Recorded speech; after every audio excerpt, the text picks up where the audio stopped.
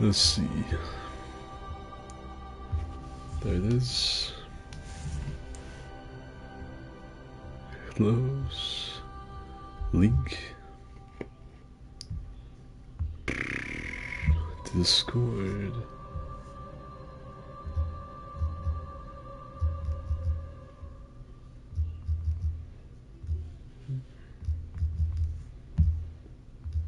And boom, baby.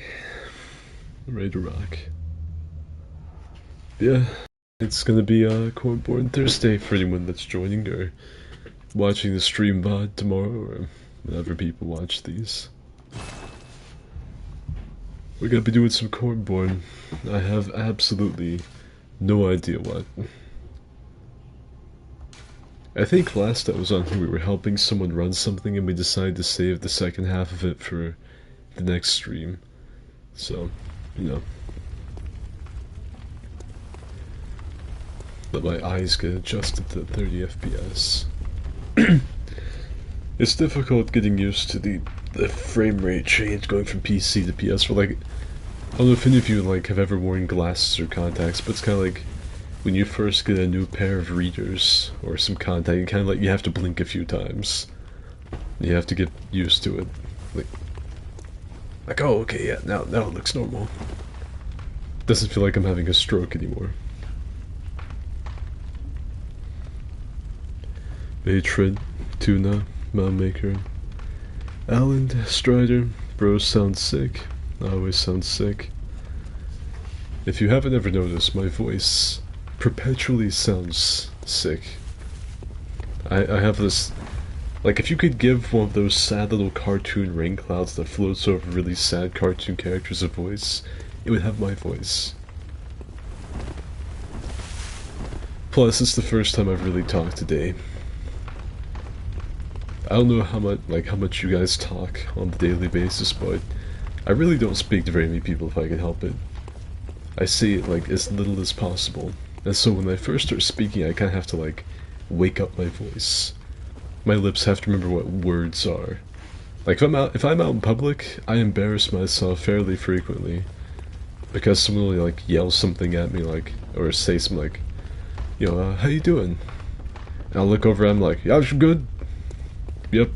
Yeah, I'm doing pretty good. Yeah, because I just like my throat's not awake. I'm not ready to be the throat goat. Making a giant omelet with veggies and chili.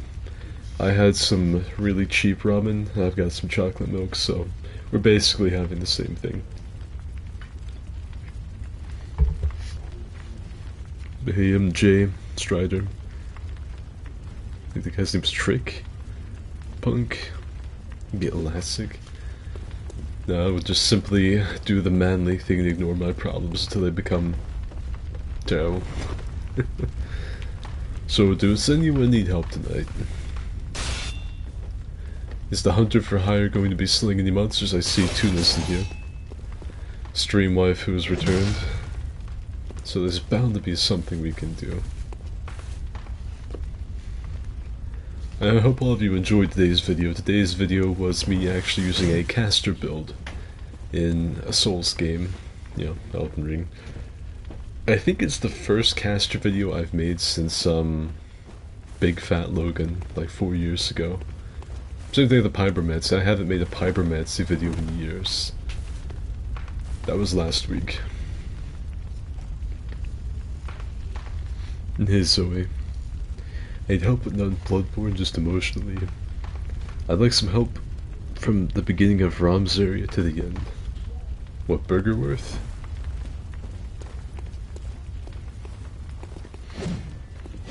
I'd help with not in Bloodborne, just emotionally. I can't even figure myself out. I have no help to offer. There it is, burger worth. Yeah, today's video is the first caster video I've made since, I think, Big Fat Logan. If there's been another one since then, I don't remember it. Tomorrow's video will be the Red Hilted meta returns. I don't know if that's what I'm gonna call it. Because Revengeance, like Metal Gear Revengeance memes are pretty big right now. I guess we'll just keep the password from last time. Yeah, Chisholm. You know there's an MLB player whose name is Jazz Chisholm? I'm not making that up. Me and Frantic were playing MLB The Show like 2018 years ago. And we saw this, like, there's a guy on Frantic's, like, team. His name was Jazz Chisholm. I was like, my god, what a stupid auto-generated name. And then, like, we went over to look at his stats, and it's a real dude. And he still plays. I think he plays for the Pirates. Got a little jazz on his Chisholm, I guess. Oops. I've injured myself. I didn't get canned chili, I got canned tamales. I've made a fatal error. Where'd my dad go? He obviously went out for cigarettes.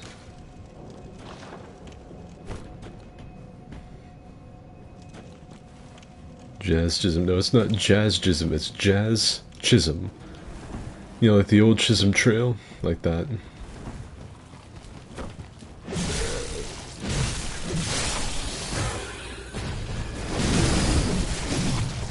You know, the old, like, folk song? Come along, boys, and listen to my tale. Gonna tell you of my troubles on the old Chisholm Trail. Come a tie ya, yippee yippee ya, yippee yay. Come a tie ya, yippee yippee yay. You know, that old ditty. That's what his name is, Jazz Chisholm. Or like the movie that John Wayne was in, Chisholm. It's an old Western word. I guess there's a place called the Chisholm Trail. I don't know. I don't know. Yeah, the guy, it's not even like a really big, like, cowboy-looking guy either. Mr. Chisholm is like a very young black man. That's really strange. Because you would think with a name like Jazz Chisholm, he would be like a cowboy of some kind. Like maybe like a cowboy bebop, like modern-day cowboy type deal. Like his name's Chisholm, so he stays true to his western roots, but he has the word jazz in there to make you wonder.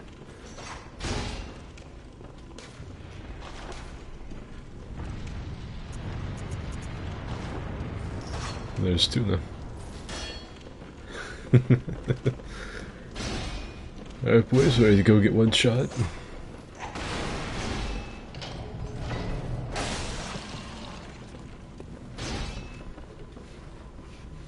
When we gain the bulk Mogan.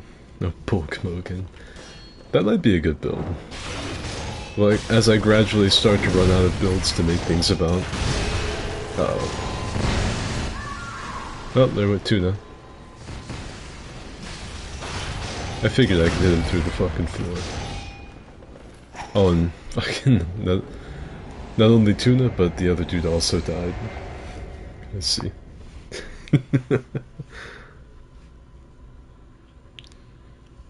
Let's have some name of the year quality names. Sadly, I can't keep water down. Concerning, I know that song.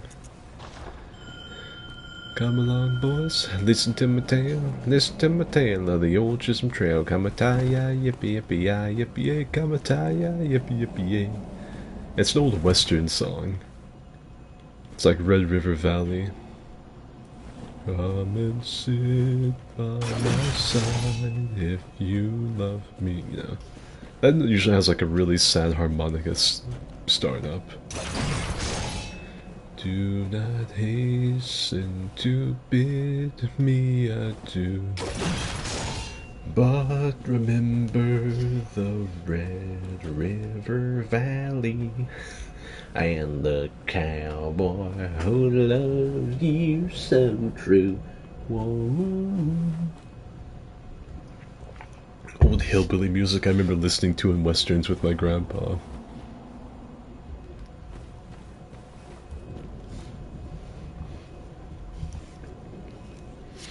Malmaker said fucking hell. Trent said nice. You sweet Asian man, I've missed your voice. Yeah, it's one of the 2 bi-weekly streams, however we're probably going to be kicking this into maximum overdrive and playing 3 streams a week starting this upcoming week. Starting next week, there will be a console Elden Ring fight mob. Thanks to Tuna. Tuna's been helping me run all of Limgrave. I'm trying to get my level up. I'm getting my level up, trying to get my fucking weapons upgraded and all that stuff so everyone's not nerfed to piss. Fight clubs will be taking place pretty much like exclusively at the Bloodhound Ever Jail. Or Forlorn Hound, whatever it's called. Because I really don't know about, like, running all of Elden Ring in a week.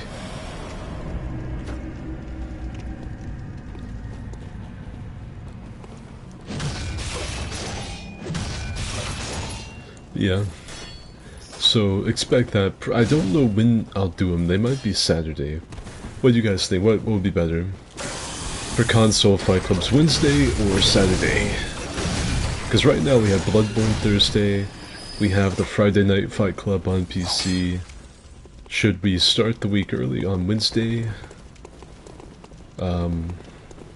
Or should we, like, just ride the wave of, like, weekend stuff? What are we thinking? Also, I fucking called this bitch one-shotting all of us. Well, not me, because I'm smart and didn't get anywhere near.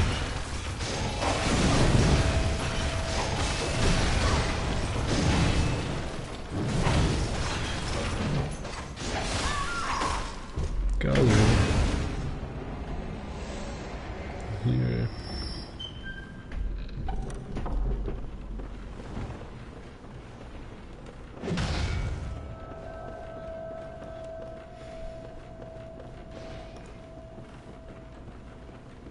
Yeah, he's coming up here.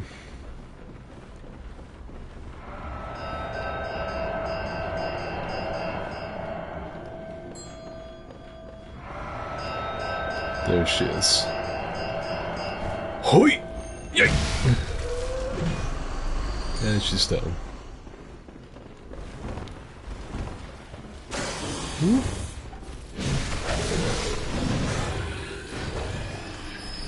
Right. The Hargo gang squad's higher than almost every boss. You're not wrong. I mean, it's kind of like the Dark Souls 2, the old gang squad with Havel, Alva, and that random archer dude.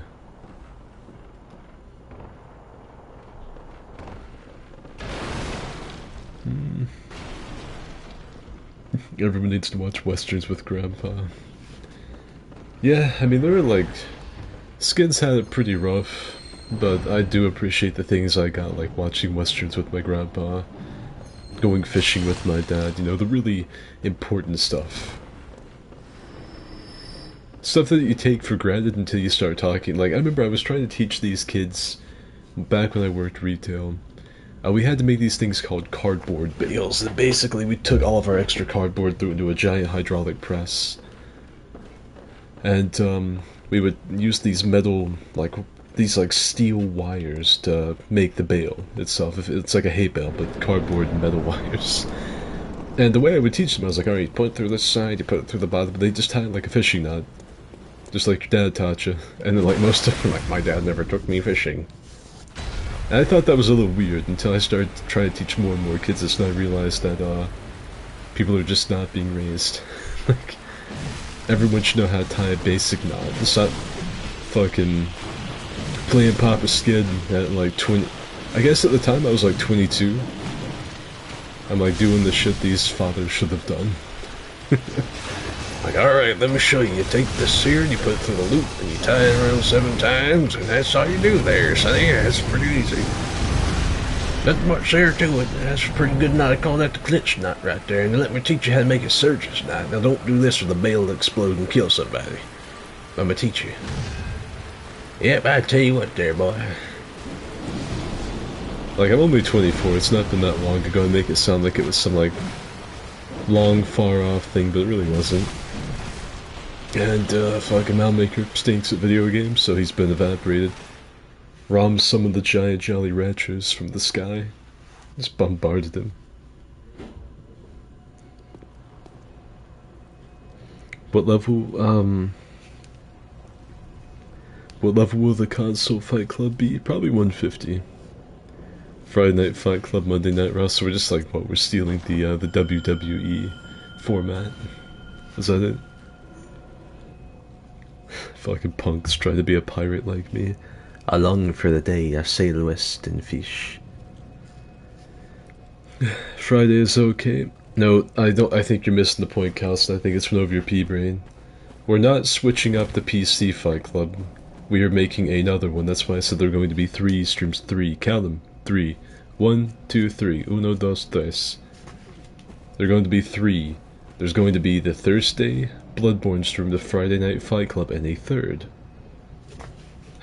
A third. It's gonna be a trifecta. And I'm trying to decide like where it's gonna be. Like what day of the week should it fall on? Like Strider says Monday.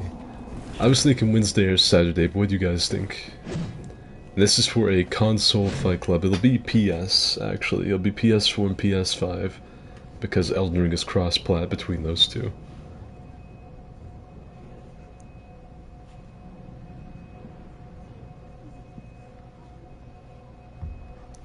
Yo, Sky, I like the Books of War outro lately. It makes me Garfunkel everywhere. Nice. I'm glad that perks up your Simon. I really liked it. I used to use Firestarter by I think his name's Torre Florum or something. I probably butchered his name. He's part of a bigger band, but I think that was like his own sort of like private project. But the problem is that's a very, very copyrighted song, and so I had to like edit basically the whole end of the video around trying to mesh just enough of that song not to get a copyright claim. And I got sick of it, and as much as I like the Firestarter outro, I switched off to Books of War, which is really Lost Samurai by Caleb Belkin, but everyone knows it from fucking Doom. Everyone knows it from Doom. The actual, like, the music, like, there's some lore on that song, as a matter of fact. The original song is an old folk, like, Cambodian folk song. It was recorded sometime in the 60s by a singer who got murdered by the Cambodian government. That's a long story, but anyway. It's an old Cambodian folk song from the 60s that a guy named Caleb Belkin remixed. And then Doom and whoever he collaborated with, went in together and remixed the remix. I used my own, like, special mix of the original from Caleb Belkin, but yeah, Books of War. It hits different. It's a good outro. I like how it fades in.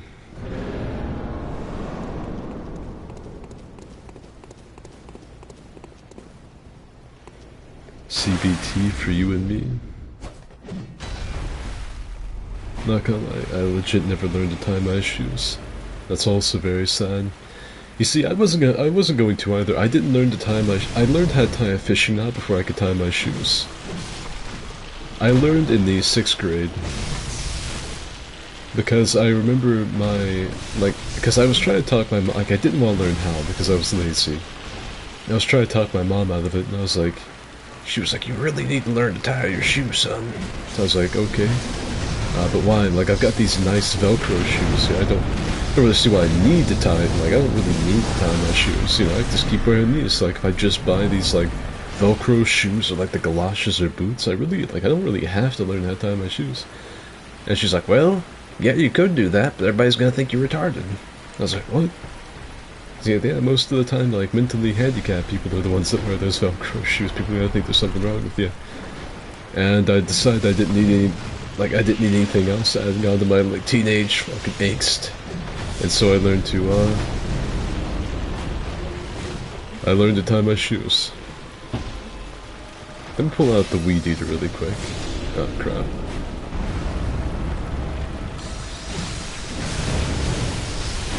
Oh, that's what I should have done at the beginning.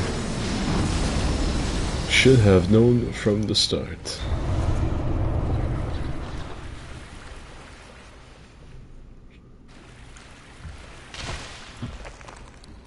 I can't do the little bow.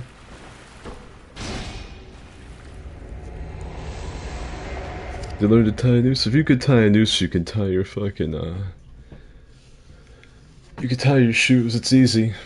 You cross it in the necks, take it under, tighten them up, make 2 bunny ears, cross those in the necks, take it under, pull it tight, then do it again to double tie it so it doesn't get randomly pulled out by one of your dickhead friends or a cat or a dog or something that's trying to play with your feet.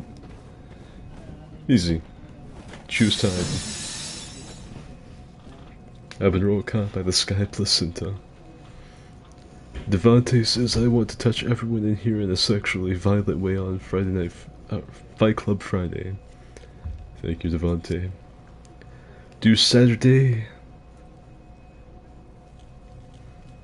I have no inputs, I'm a PC gamer.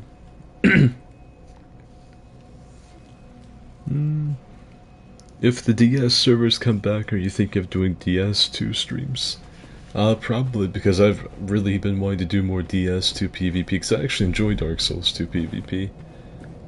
I like Dark Souls 3, I used to, but I've done too much of it. Elden Ring I don't like because it's basically just even more broken DS3 combat. I think Dark Souls 2's PvP was the pinnacle of what the series is going to offer in that field. So if I could, yeah, I would. If the servers come back, you can bet your sweet Bippy we'll host some fight clubs at Old Iron Keep or something. Now, what am I going to help with next? I'm a hunter for hire. Born yesterday, says yo Bloodborne.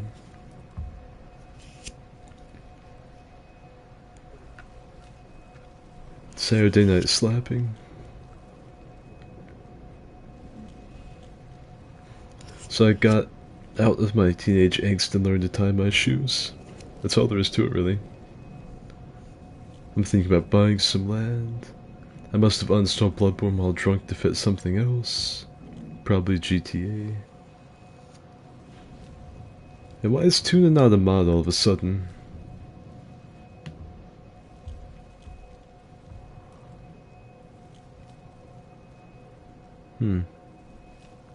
That's weird. I just got this slip on white Vans and made everyone think I was super into skateboarding when in reality that's like Tony Hawk's Pro Skater. Fuck yes, dude, old fashioned bridge bras. Yeah. Yeah, that's what we'll be doing, and fucking yeah, baby. I'm helping people in Cornborn right now. The password, if anyone would like to have any help, is Jism, because we're very mature here. To if me a join and help. Subskid, love your humor. You have a fucking dirty sense of humor, splish splash. You'd go take a bath. Because my fucking sense of humor is so weird and obtuse. I'm consistently surprised people are like, oh, Skid's fucking commentary is really good.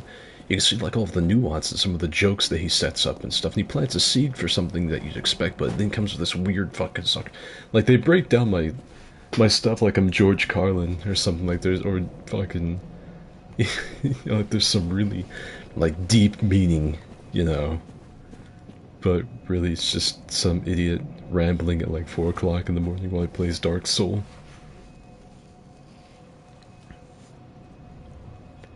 Tuna made a new account so Isaac could see them. Tuna should be double modded, how could they be unmodded? I've went ahead and killed Mikolash, so after him. See, what would be after Mikolash?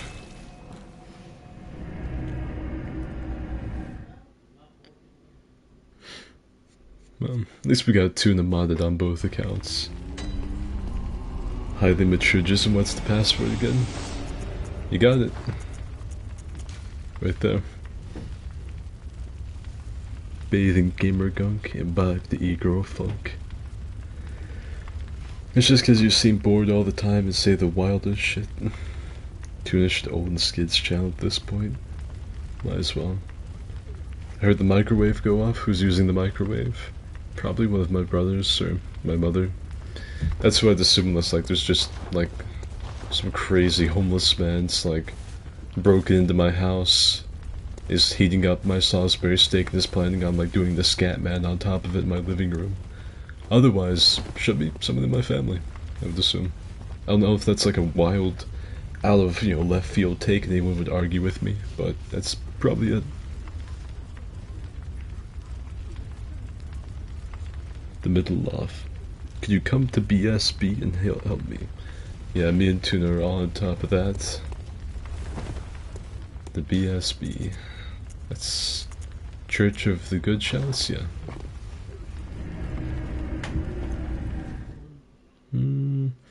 Could you come to Bloodstarved Beast? I've only just started watching King of the Hill. I just started today. New game, which is strange considering I lived in Texas a year recently. I've never been to the great state of Texas. I've never left anything there, so I have no plans on going there.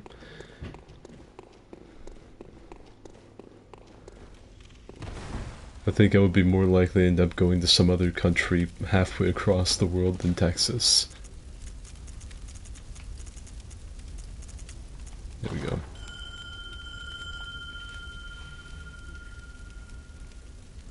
Microwaved an Arby's sandwich in its full wrapper once. It literally made the fire alarm in both kitchen and living room go off.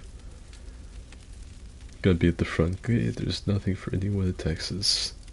Also, good to see all you cute cockroaches. Yeah, Tuna's the resident stream waifu. Make sure you pay respect. I remember being so heartbroken, like I wandered off into the briar patch on either side of this. And I saw like the little these dudes, and I was like, oh, I was like, look at them, they're friendly, that's cool. And then they bitch slap you.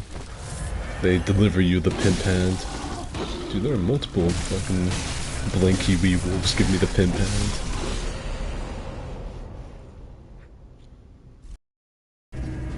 There's nothing for anyone in Texas. South Dakota's a lot better.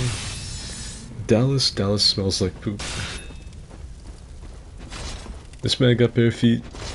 Doesn't even have bare feet on his creative waifu character. Ridiculous. Shameful even. Texas is a politically inverted California, aka hardboiled with Bibles instead of homeless people. Alright, so I'm gonna give you a tip on the BSB. If you dodge to his left, he can't hit you with anything. So, if you just keep doing that throughout his entire fight, he can't do shit. See? Look. Now the thing is, it gets interesting with multiple people, because his tracking gets changed. But the BSB is one of those bosses that's actually easier by yourself. This poor thing can legitimately not touch you if you do it solo. You also never want to dodge backwards versus the BSB, which I will probably do with this fight.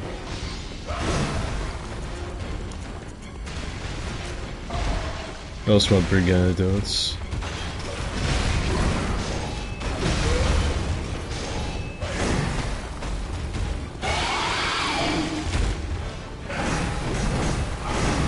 Yeah, if you always dodge to his left side, he doesn't have anything for it. Even if he hits you with the startup of his combo.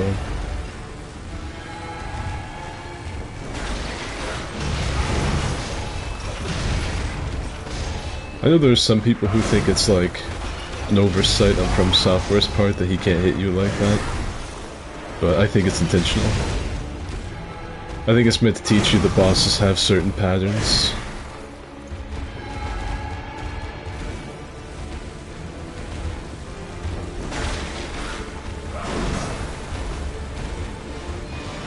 See, look. Oh, he parried him. I ruined the punish, but...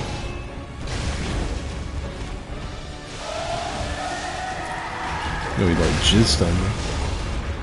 Grody McNasty, my man.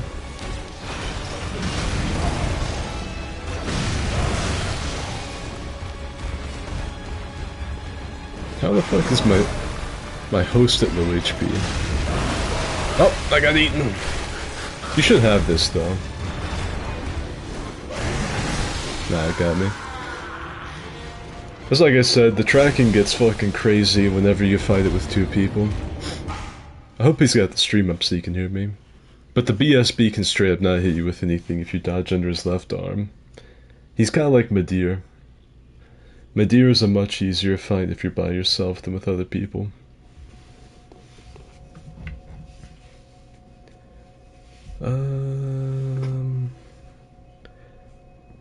Do you do PvP on Bloodborne? What fucking PvP?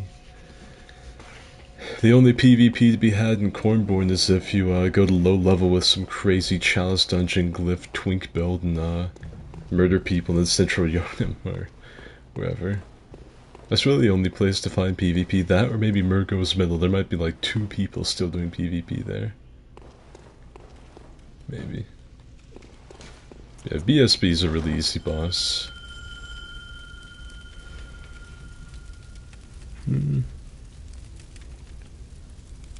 He says he dodged to his right.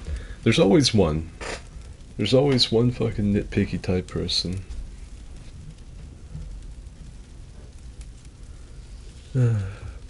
What, still here? Yeah, I don't know why, Cerdic.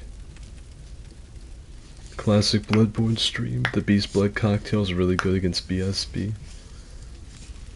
This is also, like, this is one of the few bosses I would say the Beast Cutter's not the best option for. The Beast Cutter's really strong, and it's fucking heavy as good.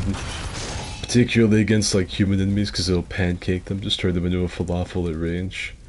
But with the BSB, it's really better to use something faster. Any of your basic beast weapons. Be a dodge over here, smack him in the ass twice, then like jump halfway across here and jog towards him briskly. Jump into him again, put him over here. How dare you, Isaac? Should have healed in front of antidote. I was gonna try and cancel out the poison. I'm sure that you're always very perfect in all of your Souls games meta, particularly your Dark Souls 3 gameplay. I've been hearing that that's been going really well for you. I know that 2 needs help, but if you have a strong enough heart to put down Parl, meet me there. This dude should have this. As low health as we got it, and as easy of a boss as the BSB is, he should have that.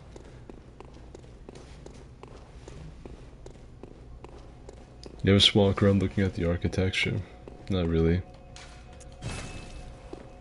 Like, I mean, I notice it. You know, it looks cool, but I really don't have, like, a mind for architecture. I don't look at it like, oh yes, look at the placement of the keystone, so tastefully and robust, you know? I really don't think about stuff like that.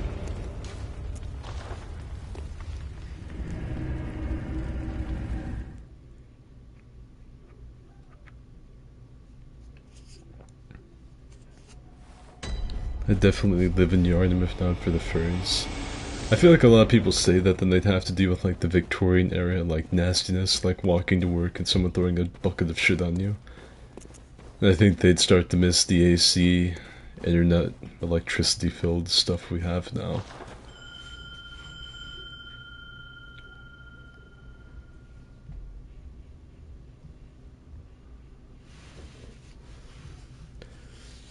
I'll come back and help you in a minute, baby. But we're gonna kill Parl. Or probably kill Parl. I don't know why I just don't use the whirly gig for it. Like, the Beast Cutter slaps hard, but for some reason, the Beast Cutter just fucking melts shit. This unlocking them into oblivion is probably what puts them down the hardest.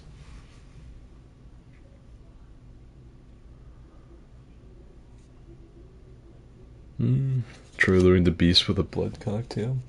You could do that, but then he's just gonna wildly flail at the fucking wall and we're gonna run up behind him to smack him and the host is gonna get, like, backhanded one time and killed. You look at the textures of the building? I do not.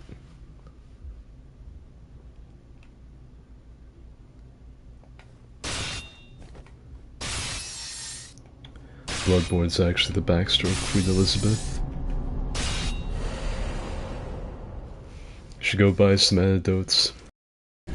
Had a good deal of Missouri, a dock with 2 boat slips. I don't count ever like owning land.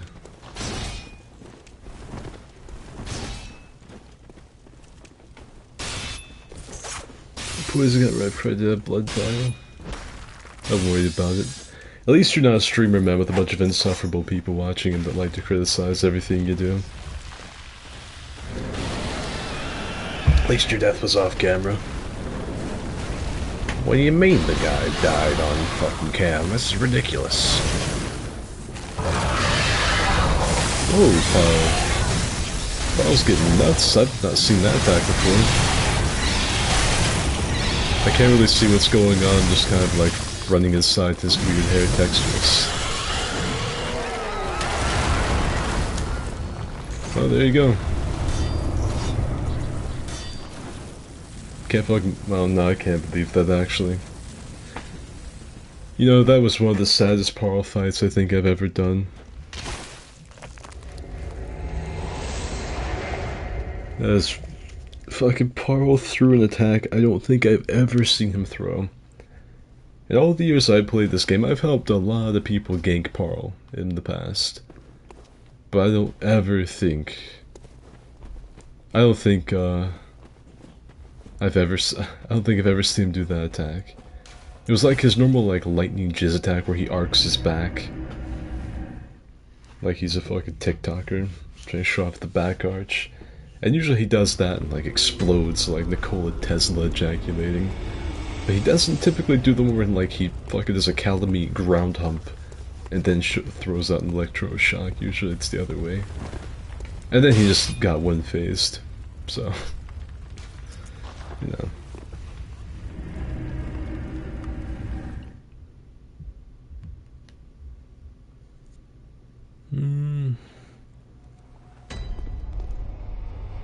You'd have to deal with the British, which are worse than the Weewolves.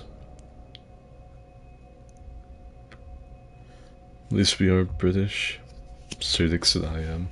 I think you'd be surprised how many people that are foreign watch me. I've been told it's because, like, my voice isn't super... I don't know. Like, I don't really have a very strong accent. People from pretty much anywhere can listen to me. That's what I've been told.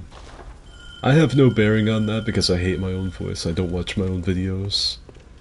Like, a lot of times you guys will be like, hey, yo, Skid, remember that thing you said? And then, like, you'll talk about a video that I made, like, even a month or two ago, and I have no idea what you're talking about. Or you'll quote me directly, and I'll say, that's so fucking stupid. Like, where did you hear that? That's dumb. You said that. Oh. Oh, I had no idea. I completely trivialized the Dark Beast. Parl got no view. Parl was never that scary. Well, he was in the promo art. I don't know how many of you were around the Souls community whenever the game was being teased. But in the promotional art, Parl looked pretty scary. Like, he had different lighting. You know, you hadn't fought him yet. You know. It was most like the way they would show Parl in the promo art was they put like a lamp or something directly beneath him to make him look scarier.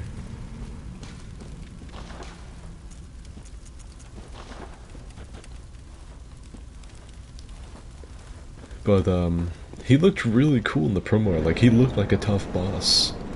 And then you fight him and it's that. You're like, oh. Do you have any firebombs? No.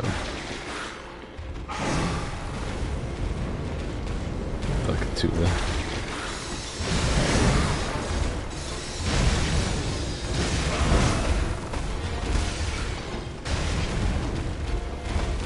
Man, I tell you, watching fucking the BSB do the boot, scoot, and boogie back and forth, just being completely unable to predict what he's gonna do. I think I'm just gonna have like my own little private war with all the ceramics in this room.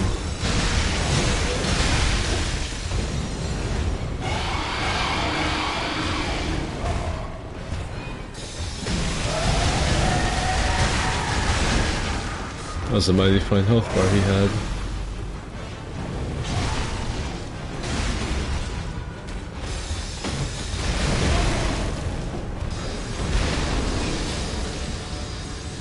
Telling you, the whirligig. The whirligig's just one of those weapons. It makes everything absolutely trivial. It's... the whirligig's so good.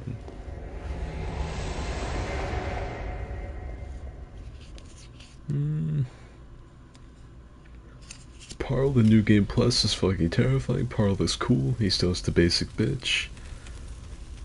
When there's Chalice Dungeon, he's a lot scarier. Parl is scary if you get kidnapped and try to fight him early. Early 1v1 with Parl does him some justice. BSB is more of a challenge, but even that's cheesable. Thank you so much. Dark Beasts are always a pain in the ass for me since I play with Blades of Mercy. Praise the Weed Eater. I'm gonna hop on if you're down to help in the Hunter's Nightmare. I'll do it. I'll do it. That's what I'm here for. What's the fucking thing that my older brother does? The, woo, yeah, baby! Whoa! That's what I'm waiting for right there! Woo, yeah, whoa! Yeah, baby! Isn't that what Big Moist does? I think that's like his probably his biggest impact on the internet, right? I don't recall him ever doing anything that was more popular than that. Except maybe the, he's pulling his cock out! Thing.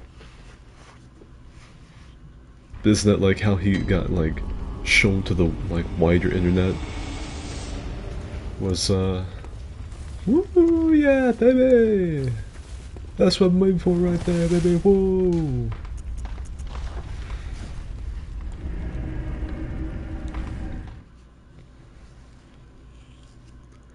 Skid, you have taught me well. I mixed the audio and the intro so well it slid under YouTube copyright. Hell yeah. He's got that video of him winning chess. I don't know if I've seen that. You see, back when I first started this channel, I actually used to watch a lot of Critical's content. Well, Penguin Zio, Charlie, Big Moist, whatever people are calling him now. I used to actually watch quite a bit of his stuff because I thought he was one of the few, like, human-feeling YouTubers, you know? But as time went on, and I started getting compared to him more and more, despite my best efforts not to be, I had to stop watching his stuff because I was afraid of getting, like, it's pretty damning already if, like, I have the same voice as him. Like, I really can't argue with that, but at least I could say I don't make the same jokes. Like, all of my stupidity, all of my commentary is my own. And if there is some sort of a quote, it's intentional, you know, like that, like the woo, yeah, yeah. When I very first started the channel, I know some of you already remember this because you're from way back, I used to put on like an accent to hide my voice. But all that really got me was, yo, this guy sounds like a redneck critical, and I didn't. I listened to my old self and I sound absolutely nothing like him. Like, there is not even like there's not even like an iota of a, like, if any kind of like similarity. But and I just gave up. I was like, okay. I see. Okay, I'm gonna stop trying that. I'm just gonna speak normally. I will just talk how I normally talk. And get made fun of and get called a rip-off, discount, bargain bin, knockoff, whatever. There's a billion different great value, Dollar General, Walmart brand, discount, bargain bin, knockoff, rip-off, wannabe. I'll just deal with it. And that's what I've done. I've just dealt with it over the years. But back originally, and that's a sad thing, that I used to like his content, I had to completely alienate myself from it because I didn't want to, like, quote him. It's like, that's right there, I see it! I see what you're doing, you said the same fucking butthole thing that he did last week. I knew it! And now it's got, like, it's went full circle, and now there are people like, we know that you're actually Moist Critical. We know. You know? It's gone full circle from, like, this guy sounds like a X version of him, to this guy's a ripoff of, and now it's like come all the way around to, we know who you are. You don't have to keep pretending, Charlie. I did get a nice comment last week, though. I got one that told me I sound like Keanu Reeves. That I talk like Keanu Reeves. That's much better. I hadn't heard that one before, as a matter of fact. I haven't heard that one. Is that Moat's Chronicle?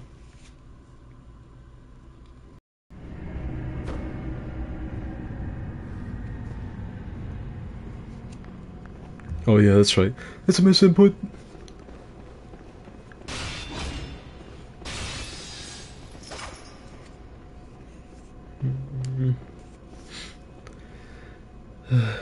He'd be XQC in like 6 moves. Parl is really easy to skip if you'll exploit a little harder, then you'll miss him. I thought he was really funny back in the day. Eventually, it just wasn't relevant to my interests. He just says the same stuff every video. Samurai Senpai, what the name. If I ever make an alt on this, that's what I'm gonna call myself. I'm gonna call myself either like the Lo-Fi Samurai or the Samurai Senpai. I'm gonna make my profile picture like a really edgy Ronin with a giant hat, with like some cyber fucking punk background or some shit. That's, yeah, I'm gonna steal that. I feel like that would be a good account to get into an argument with someone on the internet with.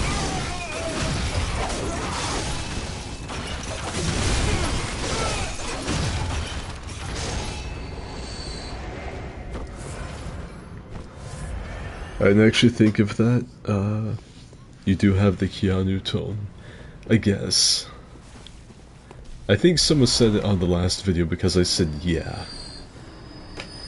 Just like that. And that's what John, I think he says in Lord Tom Flick. My favorite movie trilogy. I can't wait for the next John Wick movie. That's like one of the few things I'm looking forward to. I love the John Wick movies.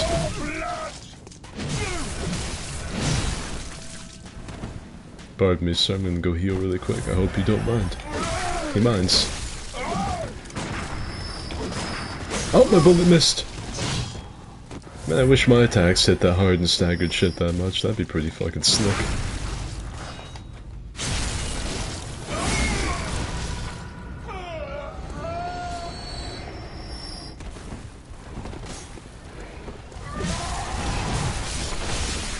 Oh god. It's the boom hammer!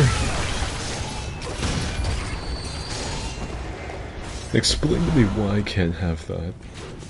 Why can I not have the boom hammer guy's hat? It's like the biggest hat in the entire game, but I can't have it. Like, what cruel trick is it of Miyazaki's that I can see it? Like, look, he's got it on. He's got it on.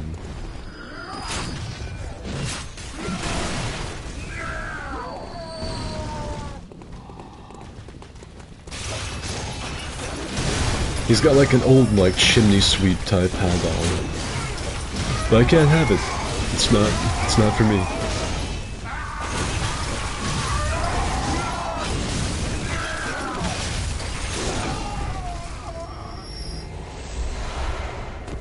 Woo!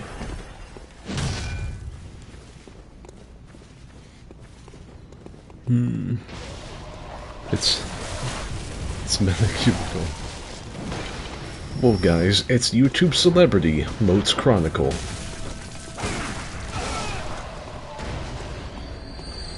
I got you too, don't you worry about a thing. It's kind of weird to think how many YouTube channels have just died off. Anime profile picture detected, opinion rejected. It's usually a pretty decent response to any kind of argument. The old hunters are my spirit animals, all of them equally. Fight the red-eyed boom hunter. I always hope the red-eyed hunter fucks everyone's shit. Moist by Hanako. I'm craving White Castle right now. You fat lard. You dick doucher. I don't know why I'm insulting him. I got no idea. He doesn't deserve that. God, I'm kind of hungry. Fuck you.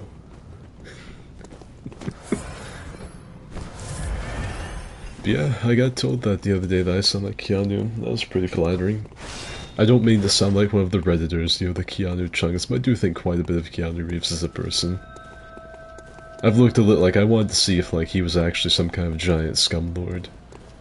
Turns out he's pretty decent, so I'll take it. I'm thinking I'm back.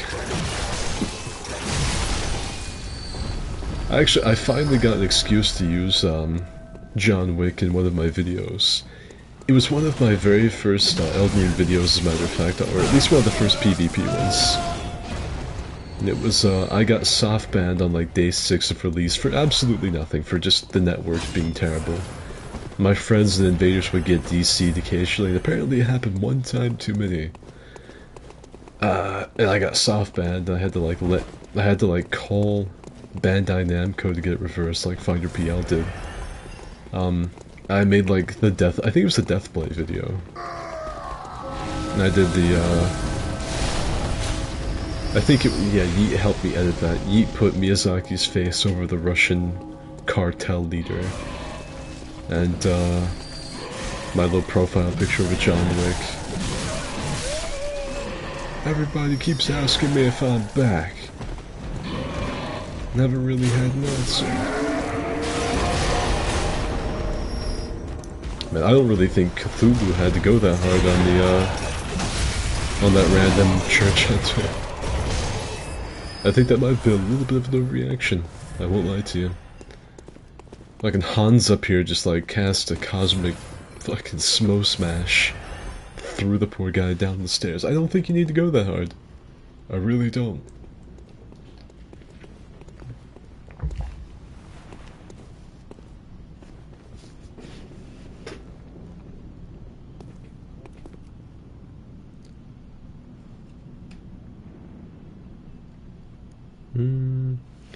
The Detective Hunter set is supposed to be the Boomhammer piercing rifle set, but alas, it's not as bad as it looks like. It has cloth jottings. You were an anime girl for Valentine's Day, I swear. I will neither confirm nor deny that, so you don't know whether I did do that and I'm a degenerate, or you're just imagining it and you have some sick fantasies of me as an anime woman. I'll let you fucking wrestle with that yourself.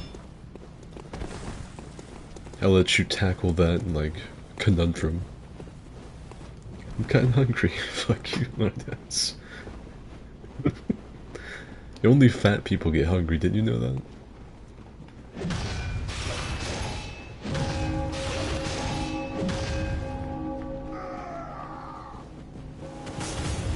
Nice. Ooh.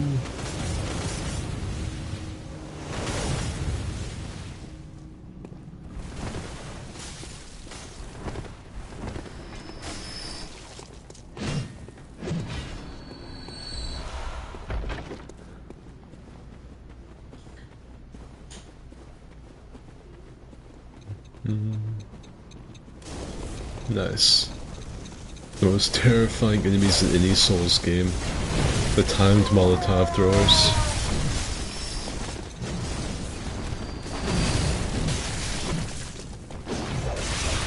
Absolutely mortifying.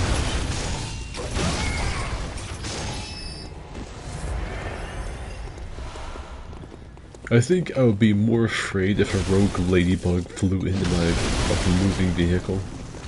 I think that would pose more of a threat to me than the timed Molotov. I'd like to see how many people they've legitimately killed.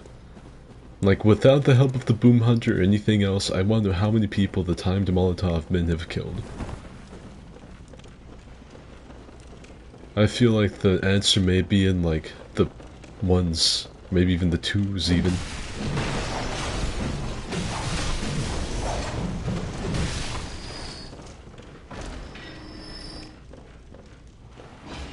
I'd absolutely slobber some Skidstein toes. I have a distinct memory of you as a VTuber anime girl.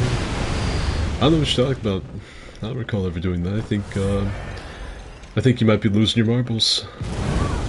Nice, tuna.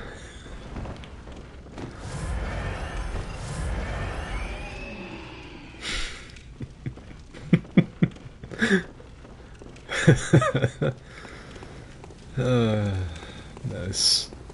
You'd love to see it.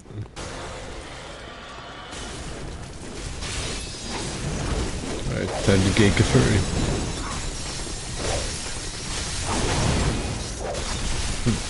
Now I'm gonna look at my screen.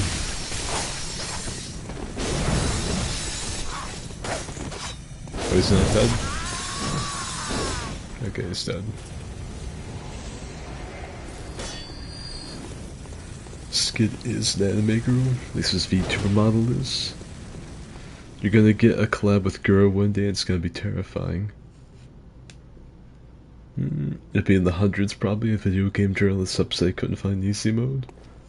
Skid as an anime woman? You're off the goop. Nah, he's the anime.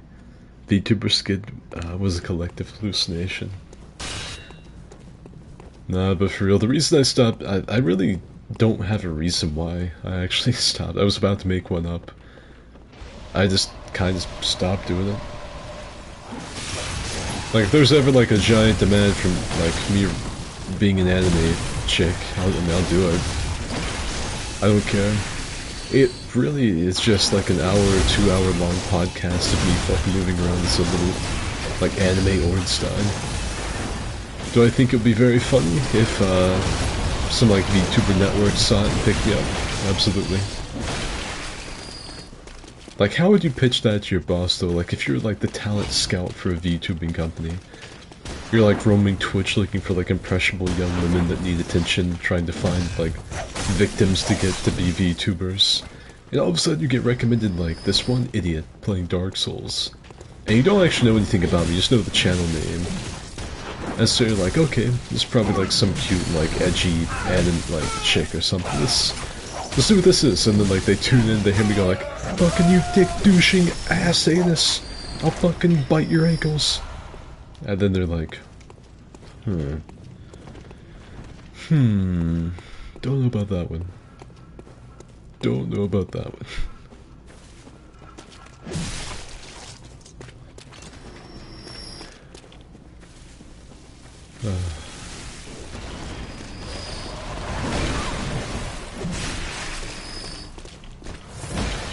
By the alabaster beard of General Lee, I strike at thee, you know.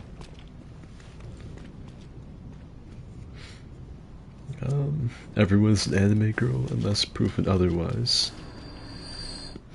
Skid, how we doing today? Hey, Dicadus. We're doing a little cornborn.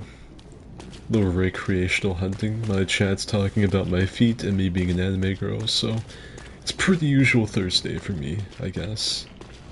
There was a new video. Oh, Jesus. There was a new video for me earlier on today. It was me using a mage build. I recommend you all go watch it and comment on something for the algorithm.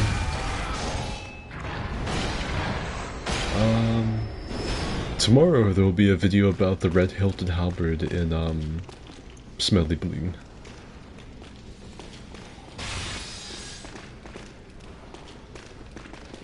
And then Saturday there will be a video about Morgoth the Forewoman. It's thick though.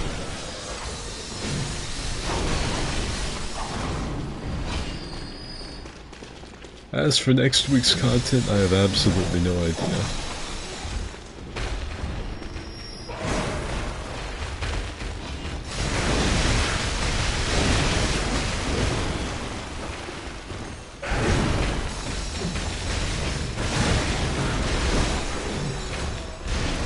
I would really like to know how this is a good location for a BSB.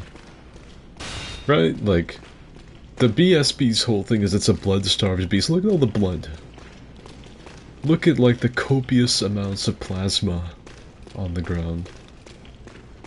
Like, how could you go through, like, how could you be blood-starved in a place like this? It don't make no sense. I think Tuna was leaving fucking coins for me. It's very cute.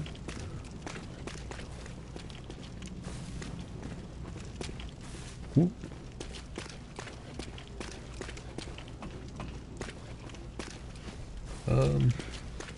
Still shocked there's only 3 lightning weapons. The bastard thinks he's a pun master.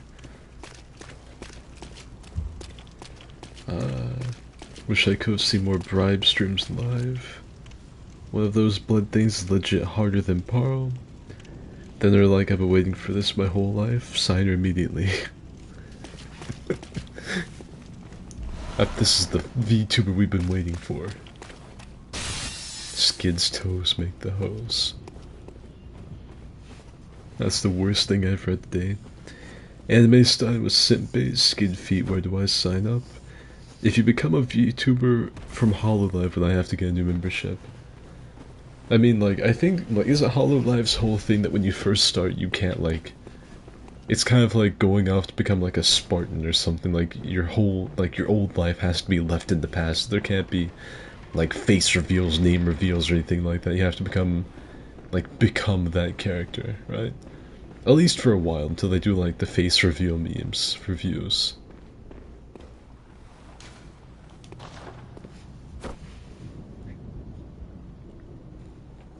I just had fun copying pasting the same message when I donated those days. This might be the raw, untamed energy we need. Gonna hit the sack, good night. I think, you need to fucking... I think you need to calm down a little bit there, sir. Gonna hit the sack. Man's leading a full frontal attack on his ball sack. Expects us just to say goodnight like it's nothing.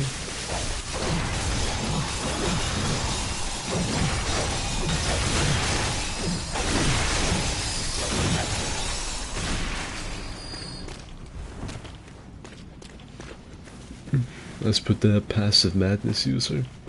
And when I say passive, I mean spit the whole dude running away and attack maybe 3 times.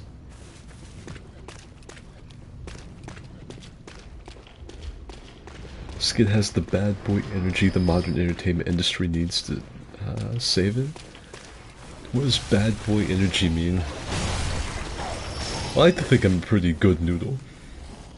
At least that's what I like to think. Like, as far as like YouTube commentators go, I'm not super edgy.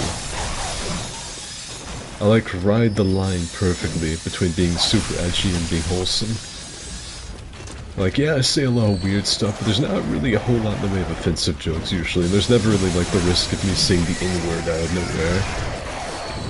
Like, you know, there's some YouTubers that you watch and you like see him stream, like Soup, and you're like, I just know he's gonna do it. That's why I watch. I tune in to wait for him to slip up and say the N-word in anger. He's gonna say the gamer word, it's only a matter of time. You know, you don't really hear me say anything like that.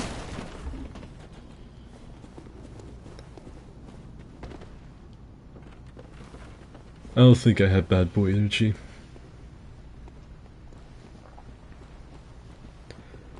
Enjoy your CBT, good night. Can't sleep without CBT. See ya, Trent. Skid, you shared that a guy was really easily doxable yesterday. To be fair, that actually wasn't on your stream. Nope, that wasn't on my content. And hey, Donald. Bad boy energy is a way of saying that the advertisers have no idea what they're talking about. Alright, hold on. Oh, I like that. The super reliable plunge mechanic. You'd love to see it. I wish I could say I only missed him by a mile, but that would be like a fraction of how far the distance was. Well, those corpse dudes didn't appreciate me using his lyrics as a fucking jump pad.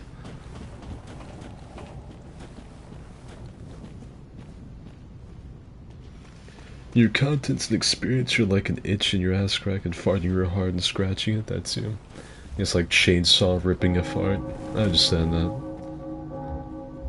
I don't think that my content can provide such a visceral sense of satisfaction. That's like a bestial, like primal satisfaction. That kind of like chainsaw ripping a fart out to itch, an itch in your ass crack is like what it means to be human. Oh shit.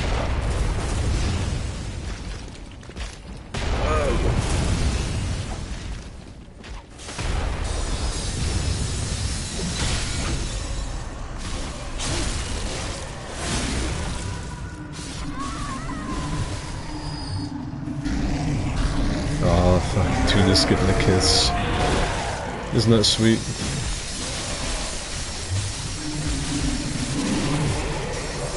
Oh, right, Tuna.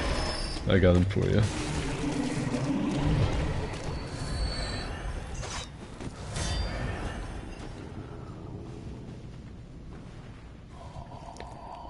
They really are. My ass sometimes makes a global noise. Global noise that scratches and itches on my teeth. I think that's like the little man, like the little grim that lives inside the anus of every gay or bi person on the internet. I think that's like, there's just like a little butt gnome that takes residence in your sphincter the second you decide to become gay. The second the universe senses a little too much sparkle in the gas tank, one moves in. It's like a Keebler elf. I love that the hint to tell you that he's up there is that shadow on the wall. You guys see it right above my bucket head? That's the game's warning, that there's a dude about to drop on your head and insta-kill you. That's the warning.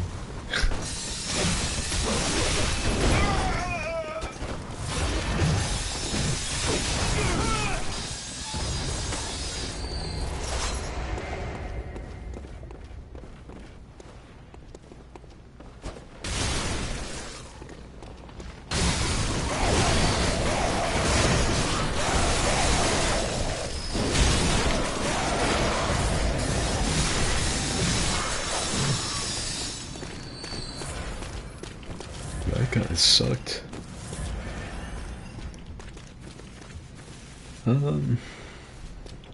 His frantic freed himself from that lady. No, they're apparently still going steady.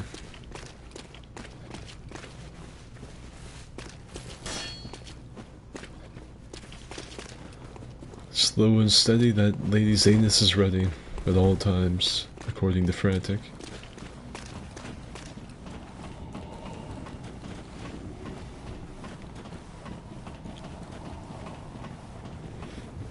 Gigadick Saw. What do you guys say? I've killed tons of people invading with drop attacks. I have, but not in Bloodborne. What the fuck, is this a co-op? Yes. What the fuck, since when? Since launch. I always thought it was single player. Mind blown. It helps when you have friends, I suppose.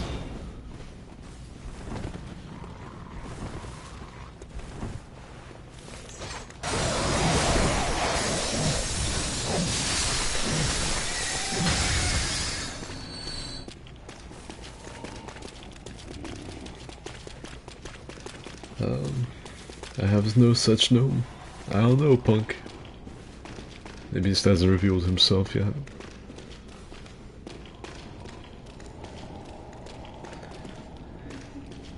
Like that one part of Evil Dead, you got little Bruce Campbell tickling your tape. Everyone says the gamer word in public sooner or later. Nah, that's actually one thing I've always been pretty proud of, is that the fucking gamer word is just, like, not in my lexicon. Mainly because I feel like it's lazy. Like, if I was trying to be really lazy, yeah, it's a really simple and effective way to make people angry. But there's such a, like, huge wealth, just a plethora of things you could say with the English language to get your point across and make someone angry. And I don't know, that just, it feels too blunt. It's too easy. Like, it's super easy to walk into a public space and say that one word and make everyone angry. It's a lot more difficult to, never mind, this dude's whispering in my ear. Hold on.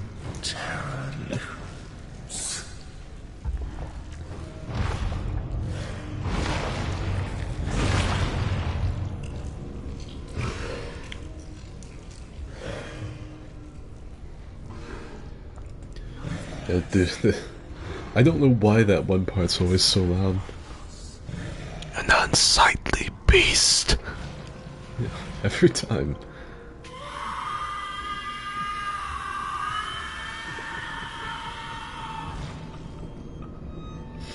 I would agree this is definitely in the running for the best From Software boss. The fucking story significance that he has, his really weird ass design, his music, which we're actually gonna turn up.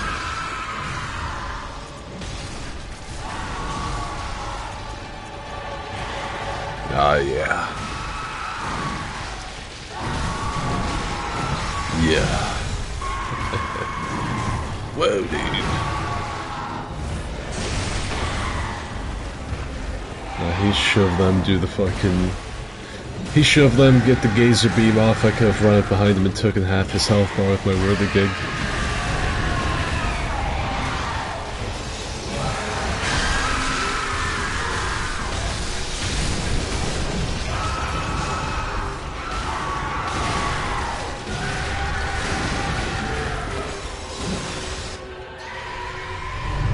It might be the best cutscene in all of From Software. Ah, you're at my side all along, my guiding moonlight.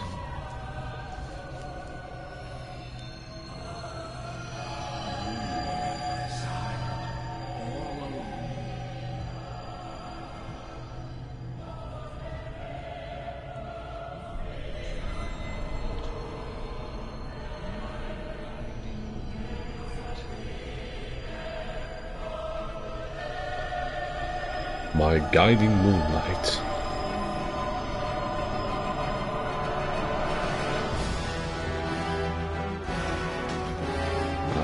You're at my side all along.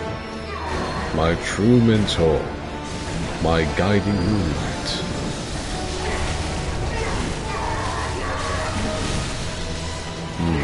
This hunter's off the loop.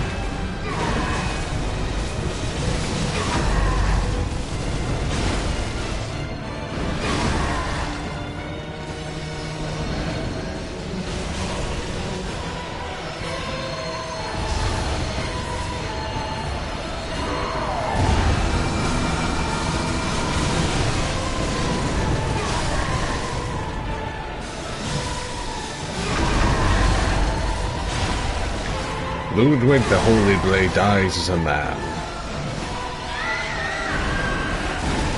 Nope, they screwed it. Whoever hit him after I killed him with the repass screwed it. If you kill him with the repass, he like falls over like a human.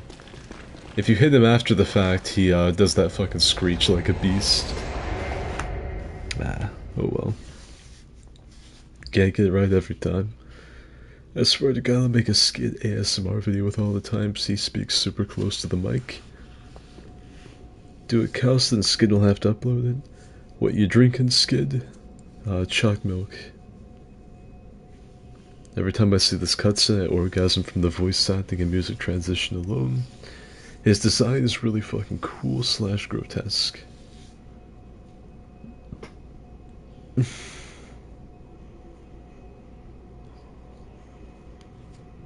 We're pretty certain that were me. It's alright, we still love you. I'm down to run the entire DLC tonight. I only ever go for like 2.5 hours on Bloodborne Thursdays, but we'll run some more. My guiding moonlight.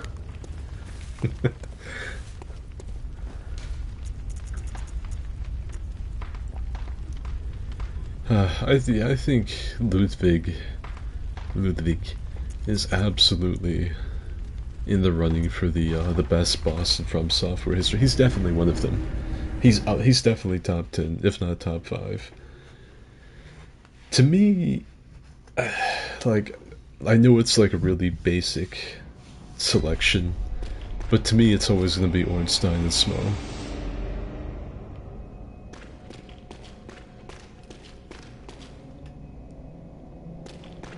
That's right, this guy just like dies spontaneously if he doesn't die during the boss fight. I think Ornstein and Smo are the pinnacle.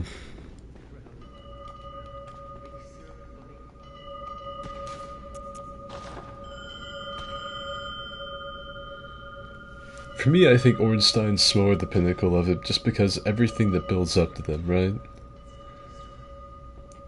Like, the significance that Ornstein and Smo have, like, you go through this whole game fighting through, like, the really down and dirty and decrepit undead asylum in the undead parish.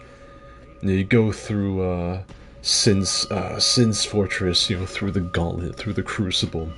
You fight your way through the holy city of Anor Londo. At the very pinnacle of this city are these two knights clad in complete golden armor. The man shaped like an orange, the man shaped like a banana, the classic Abbott and Costello combo. You know? And it's the summit of the game. It's like a culmination of everything you've learned so far. And probably one of the most successful duo bosses that they ever did. With one of the best OSTs that they ever did. You know?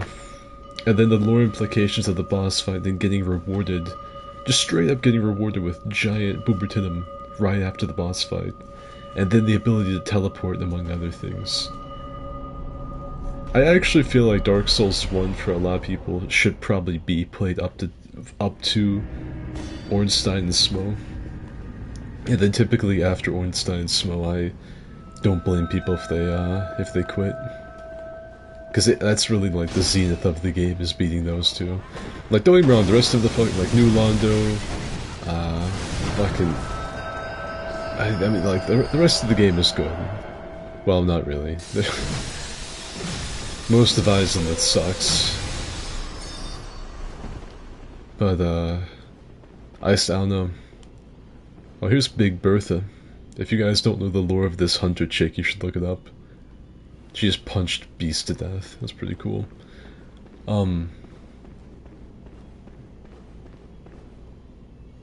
Yeah.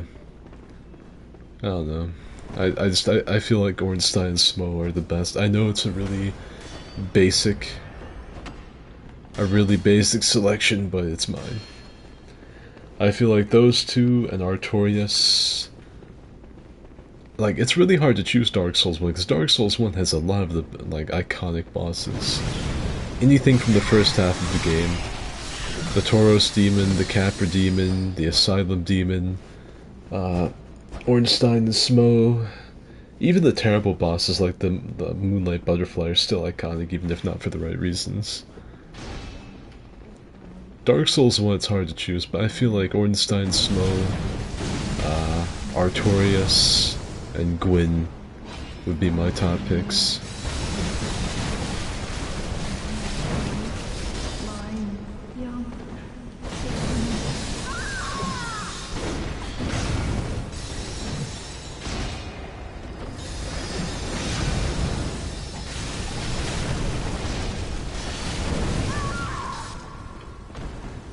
Dark Souls 2, I'd say the best fight from that game. I don't really know. Dark Souls 2 doesn't have a lot of the best. I'd say the Ivory King, probably. The Pursuer is pretty fucking memorable. I'd give the Pursuer at least an honorable mention. But the majority of or maybe the Demon of Song. Just because of how unique it is, or the Mirror Knight, maybe, even. Probably Mirror Knight, the Demon of Song, the Ivory King. I don't know. In Bloodborne, I'd say Bloodborne's the same way, like, it's really quality over quantity with the older games that makes it hard to choose. I'd say for this one, it'd probably be like Gascoigne for being one of the best gatekeeper bosses in the entire series. I've talked a lot about how much I really like Gascoigne. Father Gascan, Father Gascoigne, Father Gassy, whatever. Whatever we're gonna call him. I think for my money, he's one of the best. Lady Maria, the Orphan, fucking Chairman. Damn it.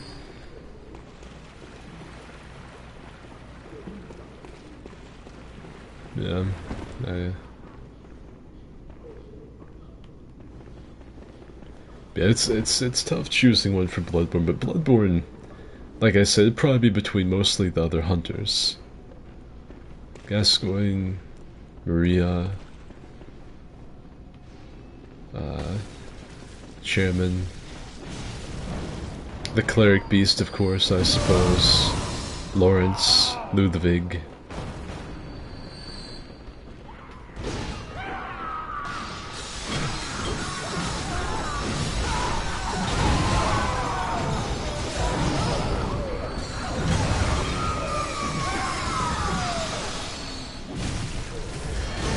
Dark Souls 3, I'd say fucking Gundryer. He's really good. The Dancer of the Boreal Valley. The Soul of Cinder. Nameless King. Those are the ones that come to mind.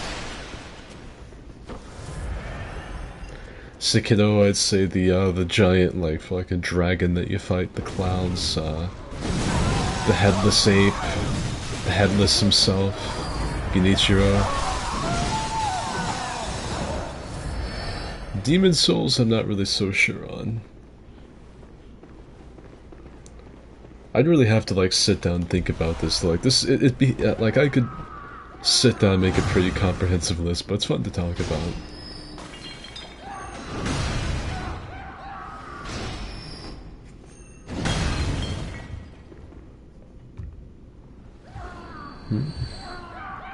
Getting the ability to fast travel feels like the greatest achievement of all time, especially on your first playthrough. Yeah, really. Have fun listening to Yamamura painting his brain on the wall over and over. I quit after Smoonor, don't crucify me. Oh shit, she talks. You never noticed that the cleric woman talks? I can look at Tuna busting out the bare feet. My topic's probably like Millennia, Alone, and Twin Princess. Those are all solid bosses. I don't think Millennia is such a great boss. I feel like she has a really, really limited moveset. She feels like a descendant of Maria. I don't like Millennia any more than I like Lady fucking not Lady, but Sister Freda from the Ashes of Ariandel DLC. I put those two at the same, like, notch, but I put Maria above both of them, because I think she was the first. Maria was the first, and I think she pulled off that sort of like rival human-sized boss thing the best.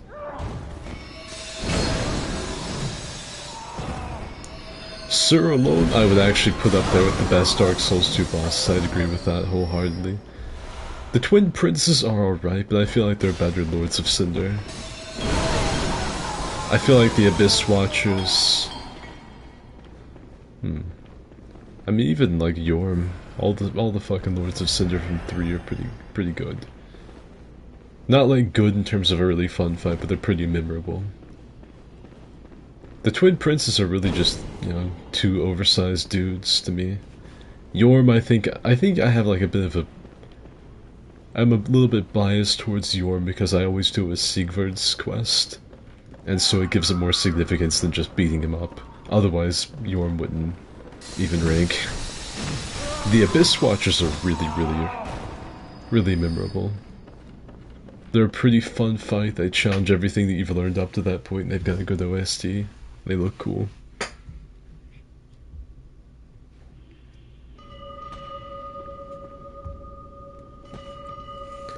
The best fight in Souls 2 for me was Snake Waifu. Mostly because I didn't realize you could turn the poison off and I had to beat her like that. The only thing about Snake Waifu is how trivialized she is by Jester Thomas, but that's one of the fun parts. I don't blame anyone, like even really experienced Souls players that don't need Jester Thomas to beat Medusa. I think he's a must summon. Just because it's so fucking funny watching him run in and just be the protagonist all by himself.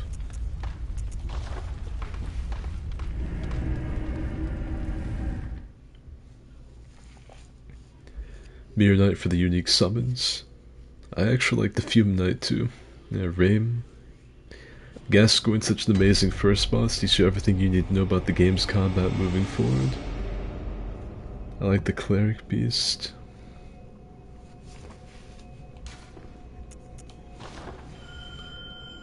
Dancer, I love the Soul of Cinder conceptually and aesthetically. Gundryer is incredible too. Flame Lurker easy.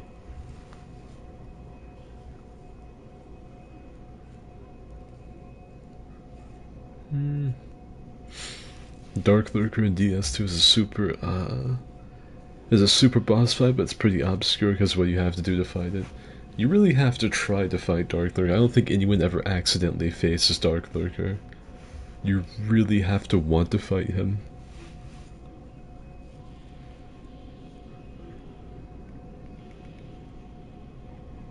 Might be the Stockholm Syndrome talking, since her fight took me like 7 hours to solo. And Millennia, I think, is like on the side of Soul stuff, where I think she's more BS than fun. Primarily because her boss fight mechanic is actually broken. It doesn't really work the way it's intended. She will get heals off of absolutely nothing sometimes because of the way the fucking server-side netcode works.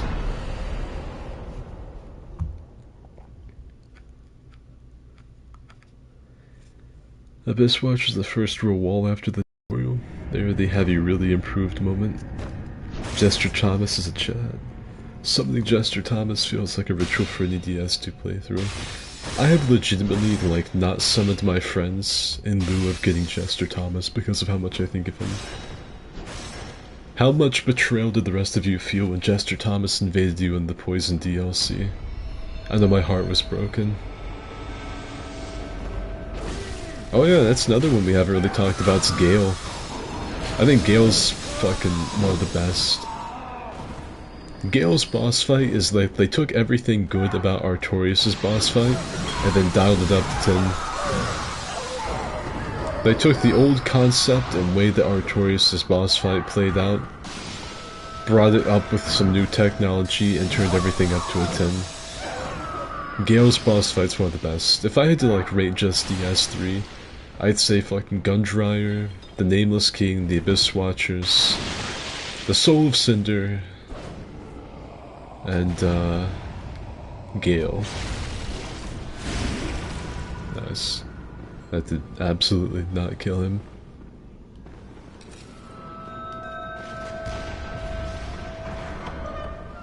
No, it does open from that side.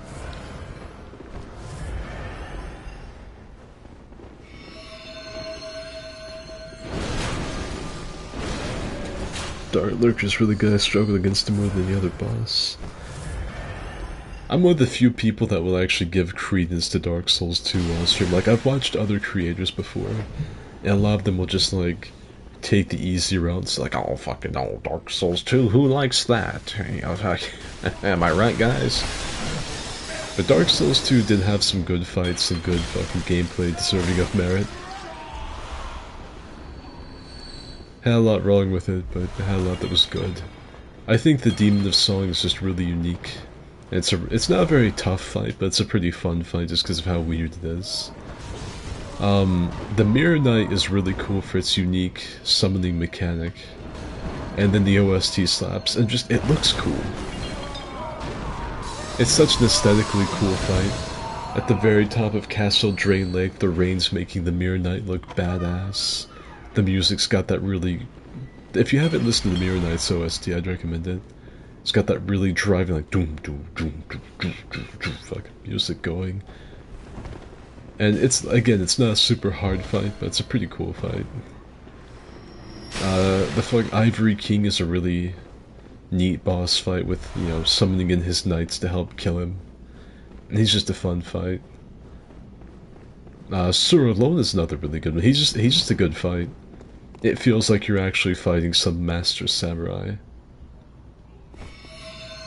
Also, I think that is where you fight the Celestial Emissary. Or at least that's the same area, right? Isn't that like the little arena that you fight the Celestial Emissary? The big Marvin the Martian looking asshole? I think I'm looking at it right. That's what it looks like to me. Aw, don't tell me he killed... Oh, he killed it! No! He killed the one that's planting a sunflower. You heartless bastard. You black-hearted cur. Ugh. If it were within my power, I would walk up behind you and behead you with this axe. Or saw. I hope you stub your toe at least once for that.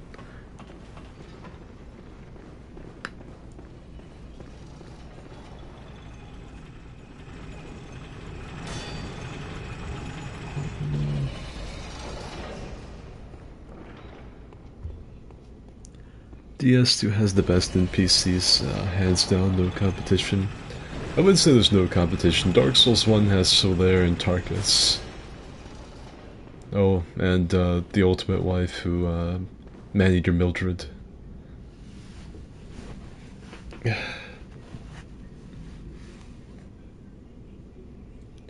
Gale is Orphan 2.0. That's also a fair comparison. Gale's up there for sure.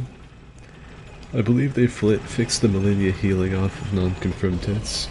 It's cool they fixed it, it's just a shame they waited until, like, after everyone's done playing it. If you haven't noticed, 90% of the player base from launch is gone.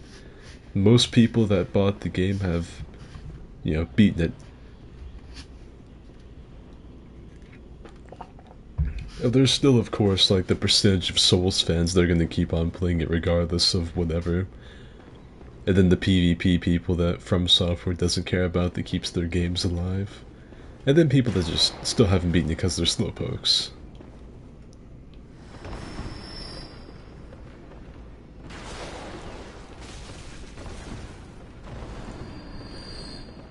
Man.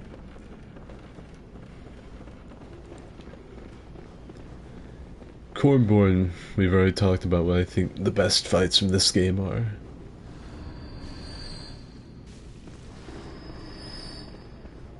I think I should follow Tuna. I think Tuna's got more sense than me. That sounds like the host went off and got himself killed. He did. We gotta go up.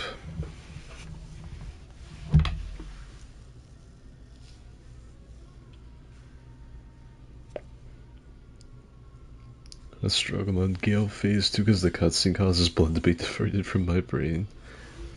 It all goes right to the sausage immediately.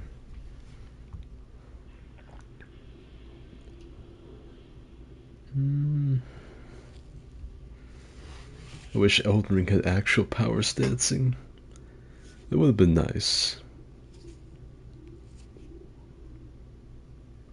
Can't forget Sieglin.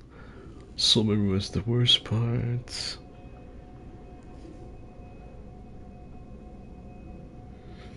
What about the Sekido bosses?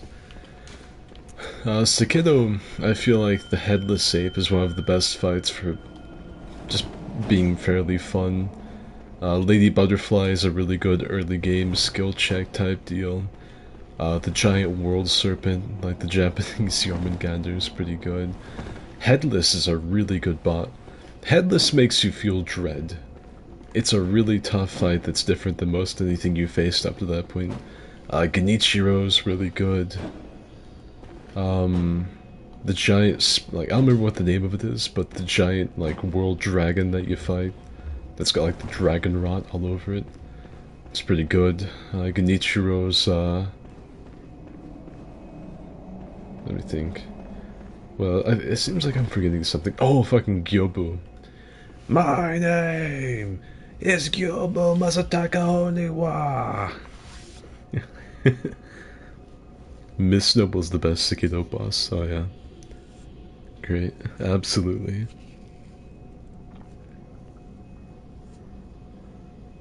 The owl was really fun. Oh yeah, fucking the Shinobi Sensei.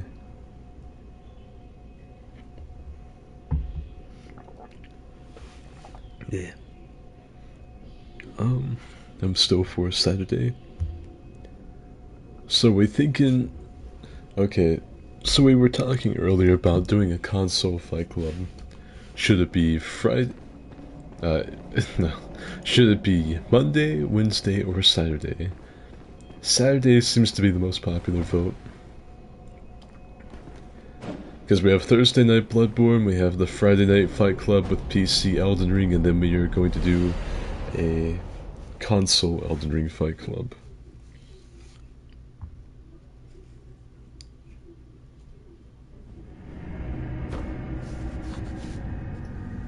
I like the folding screen monkeys, they aren't the hardest.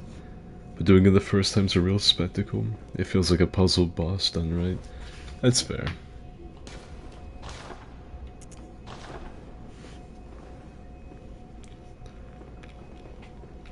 I think the monkeys is actually like you said, it's a good puzzle boss.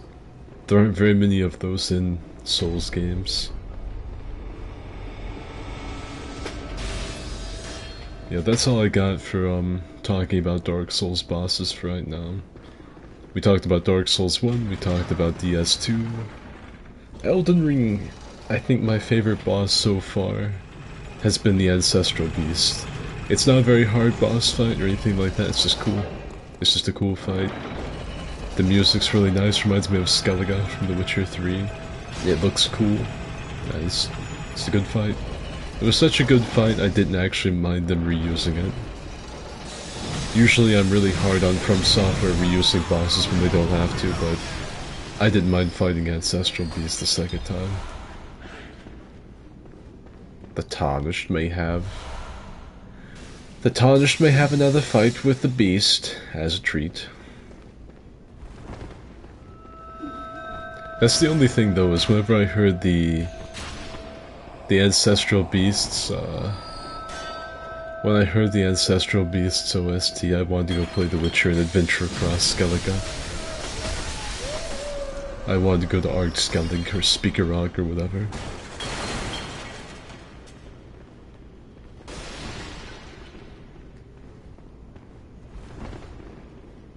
Mine's chat free. Fucking Bulk Mogan. One of the rats decided to join us.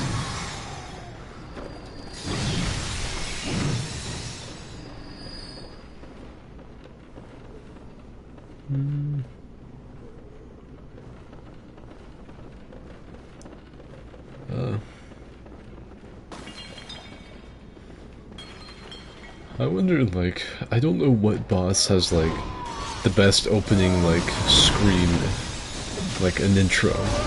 For me, I think it's Gyobu. That's one of the only times they add, like, most of the time with Sikido. It's the same thing with Ghost of Tsushima. I recommend that people play, like, Tsushima. I recommend that they play it with the Japanese language. I think Japanese Jin sounds a lot better than English Jin. Like, in English, he's really soft-spoken. I don't know if any of you have noticed this, but the Japanese just it hits different. Like, English Jin is okay. I am Jin from Yarikawa.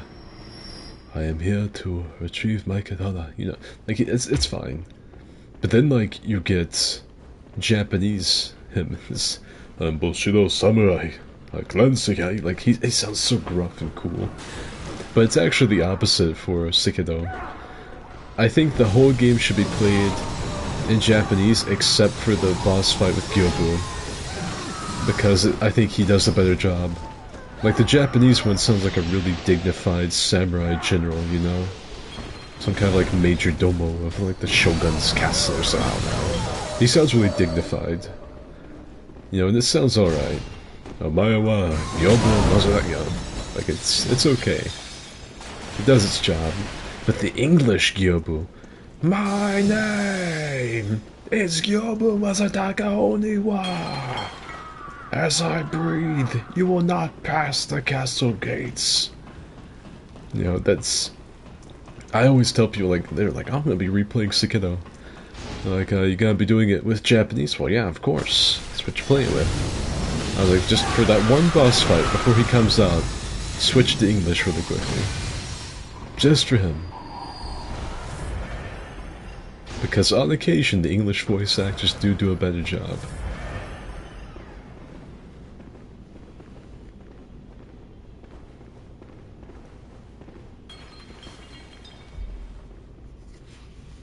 Father Ariandel is a good scream from Freda Dies. I actually wonder if that's his like the same voice actor, because that voice actor that does Ariandel is the voice actor for Ben Hart. I don't know, it seems like out of his range to scream like that.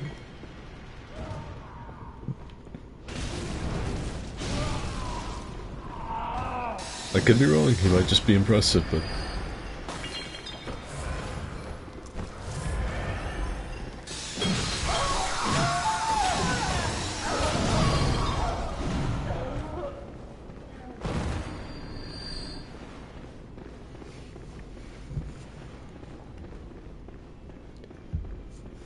Warrior. I like Reichardt's design, but he also feels like more cheesable than Yorm. The best boss, the Tibia Mariner. I think the Tibia Mariner gets a 10 out of 10 for creativity. Like, how could, like, only From Software could take like a little skeletal old man in a dinghy. Whoa! Forgot that I didn't have my gun out.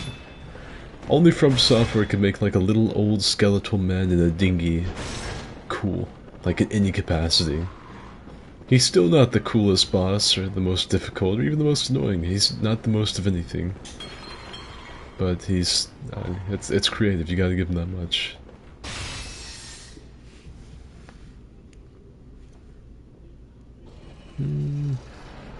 Rykard mostly because Together, we will devour the very gods. Yeah. Once you learn you can stun lock him by just doing the first part of the Storm Ruler weapon art. Yeah, Rykard's pretty easy to cheese. I do appreciate like his voice actor having like a unique take on like a Snake Man. Because usually they're pretty like refined sounding, you know? Like they like make sure they got s at the end of a lot of their S's. And they're really smooth talking, you know? Even if they weren't like naturally, originally a snake. It's always just kind of like this, you know, that's it. Not Rykard. Rykard sounds like someone that's like melded his body with a god-eating serpent. Together, we will devour the very gods. You know, he sounds like his whole deal is messed up. You'll join the Subagin family. Together. He sounds messed up. I like his voice actor's take on Snakeman.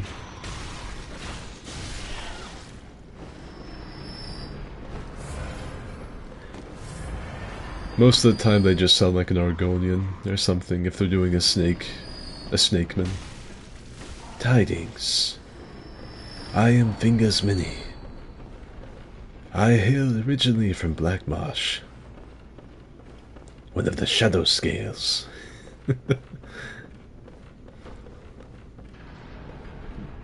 They call me deep in his cups.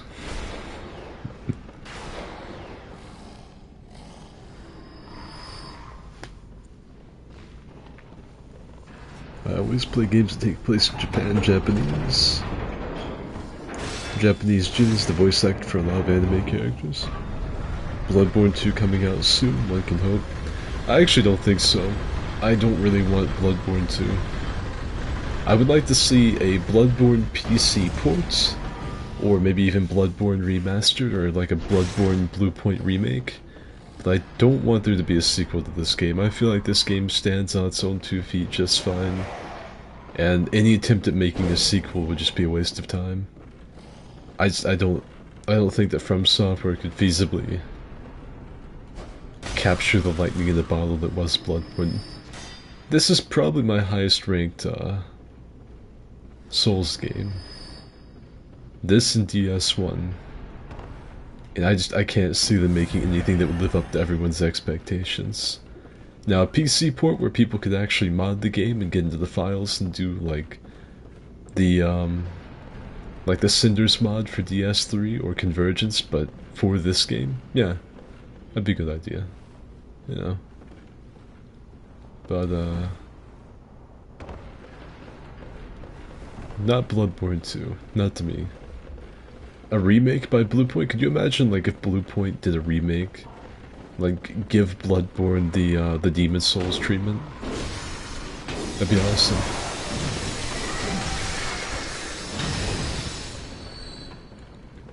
But not Bloodborne 2.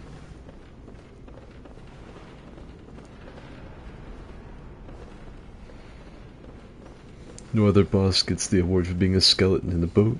Tibia, there's my waifu. No kissing, no cap, no lie, you make a decent voice actor. Obviously. All I do is talk for videos all the times. I'd be a shoo-in. I got a really good Christopher Lee impersonation. Twice the pride, double the fall. Master Yoda. That's my Christopher Lee. I've got a pretty decent fucking Snake from Metal Gear. Kept you waiting, huh? Huh. You're pretty good. But you tend to twist your elbow to absorb some of the recoil. That's more of a revolver technique. Still, that was some fancy shooting. You're pretty good. I need a calorie mate. Major Tom. I found some Russian plans for something called Operation Ligma. What the devil, Snake? What's Operation Ligma? Li-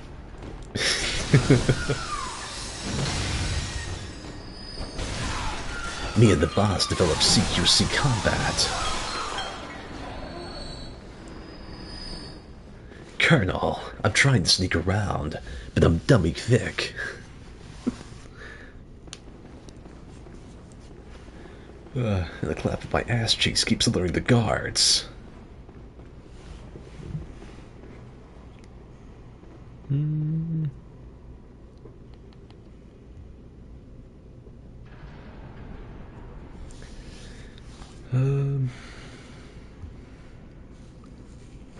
Supposedly Miyazaki is present for every voice actor's recording sessions to give directions and feedback, which I think is sick. DS1 deserved a Blue Point remake. I can't believe how much that blew up years ago. Colonel, I'm trying to sneak around, but I'm dummy thick. Like, just the fact that that was such a giant meme on the internet for such a long while. It impresses me.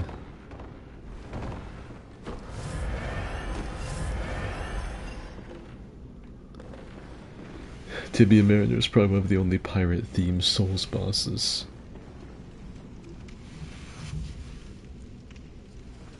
DS2 should have a remake. I'm such a casual, I cannot beat DS2 at all. What are you stuck on? I'm with Zoe. What are you stuck on DS2 that makes sure you can't beat that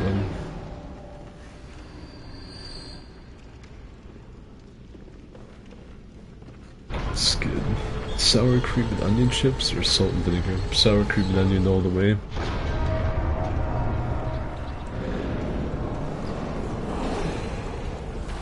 Like, the salt and vinegar chips are for old women that, like, herd dust bunnies as a hobby.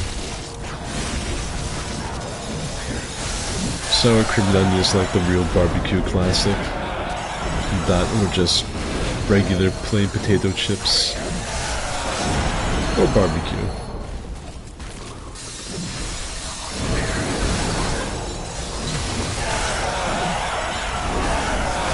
The Living Failures living up to their name, that one actually had like full reign to smash me and completely fucking missed.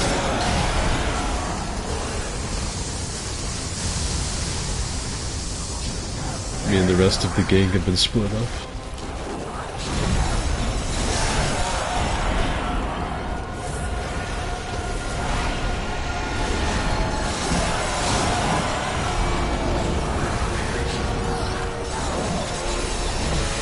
Ooh.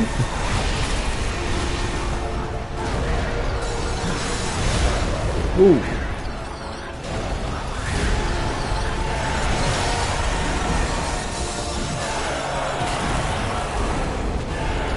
I don't think the Living Failures OST has any right to go as hard as it does. I guess maybe because of like the lore significance. If it wasn't for the lore, like these things being involved with Maria and whatnot, I really don't think they would have any business having such a good OST.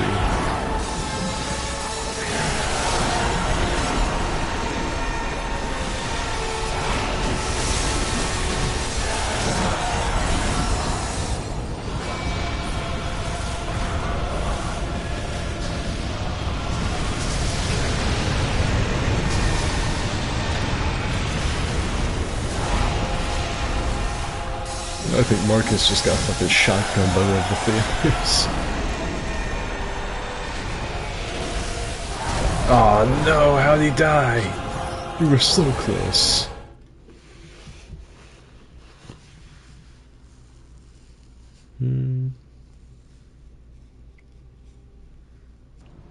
Let's see. Guess I was summoned down here again.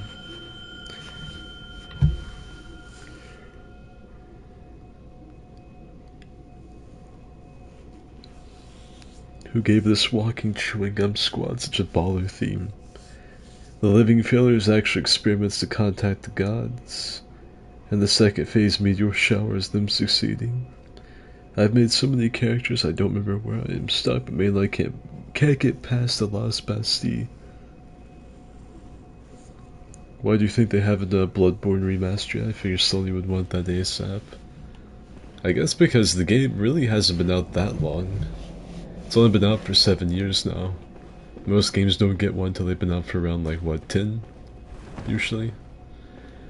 Now, DS2 did get the Scholar of the First Sin treatment. But think about how long it was between the original Dark Souls and the Dark Souls, this is with air quotes, remaster. Really, it should have been called the Dark Souls port, or the Dark Souls retexture, maybe. It really wasn't even that.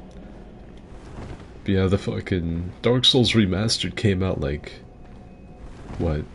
How long after the original? Like, we might be getting due for a Bloodborne remaster, but it would only just be around now, I think. Only 7 years. I mean, like, time is a fucking abstract concept, and I know that 7 years may seem like a long time to some of you, but I'm 24, and 7 years ago wasn't that long ago. 7 years ago was 2015. I was a junior in high school, I think.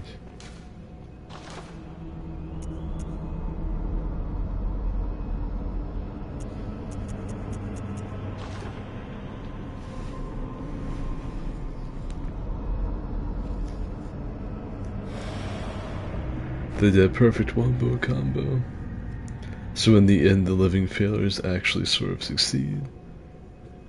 Just a death for entertainment purposes, gotta milk that living failures content for all it's worth. They fucked with the lighting, add weapon level matchmaking, I'll never forgive them. Dark Souls remonetized. Dark Souls port where we somehow made character models look slightly worse somehow.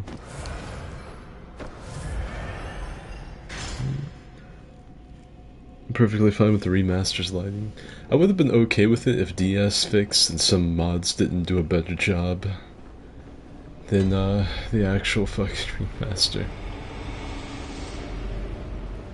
Eh.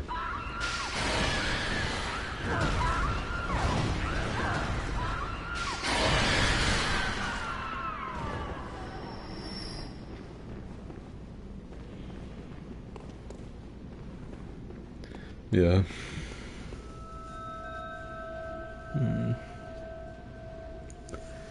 But yeah, just, like, I don't know, like, well, one of you looked it up for me really quickly.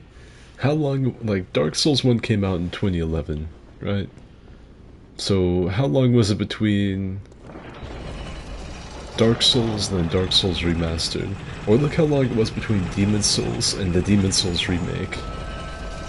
To give you, like, a bit of an idea of how fucking... on how fucking on the ball From Software is with, remasters and whatnot.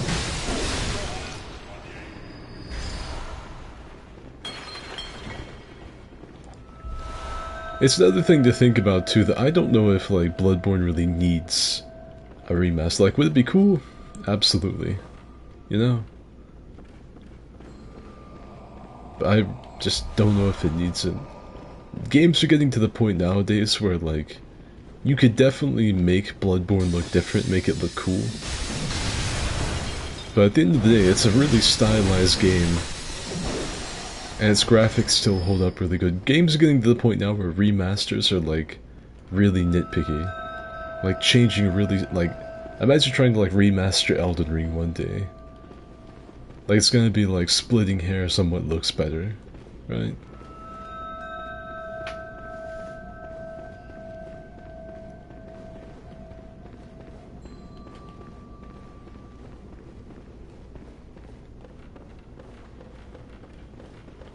So I don't know. Like I would really, like, don't get me wrong, I will take any Souls content that I can, because I can make videos about it, but I don't know if it's needed. And I would rather From Software themselves focus more on new content than reusing the old stuff. I'd be all for them, like Bluepoint doing their version of Bloodborne though, that could be cool. 2009 OG Demons, 2020 Remastered. So that was 11 years. 11 years. Bloodborne's only been out for 7, so we could potentially be waiting another 4 years before a remaster or remake for this game would come out. if they keep to the model that they have for the past games. 2009 OG Demon, 2020, DS1 2011, DS Remaster 2018. See, 7 years. So we are about due for an announcement for a Bloodborne remaster if they were going to do one. But you gotta keep in mind that it was 11 years for Demon Souls.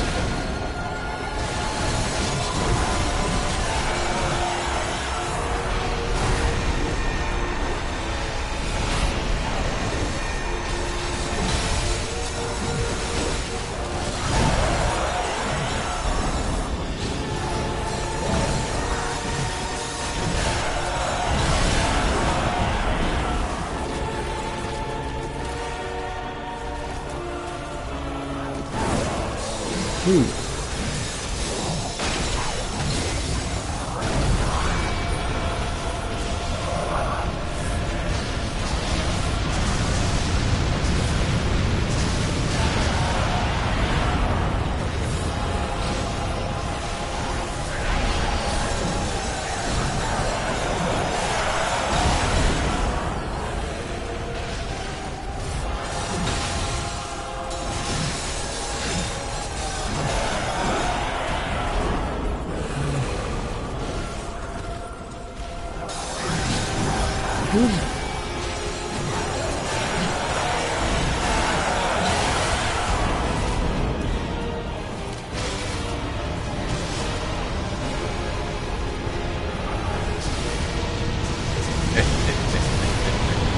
Oh shit.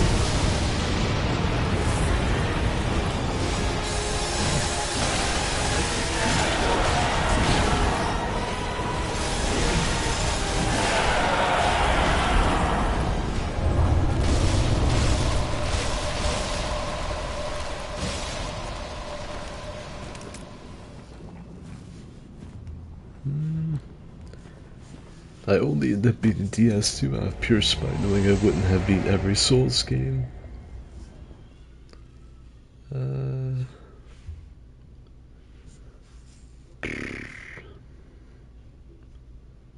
Go through here.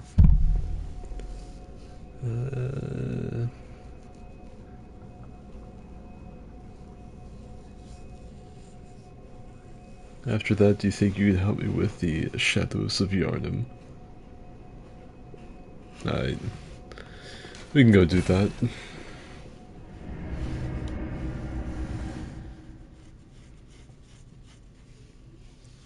A game that I would like to see get remastered, or, well, really remade, would be Star Wars Bounty Hunter. I know you guys are sick of hearing me talk about it, but I really would.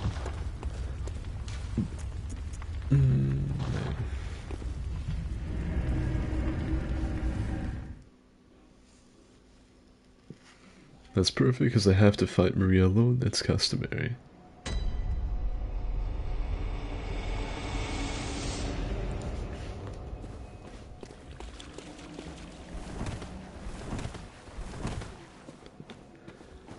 But yeah,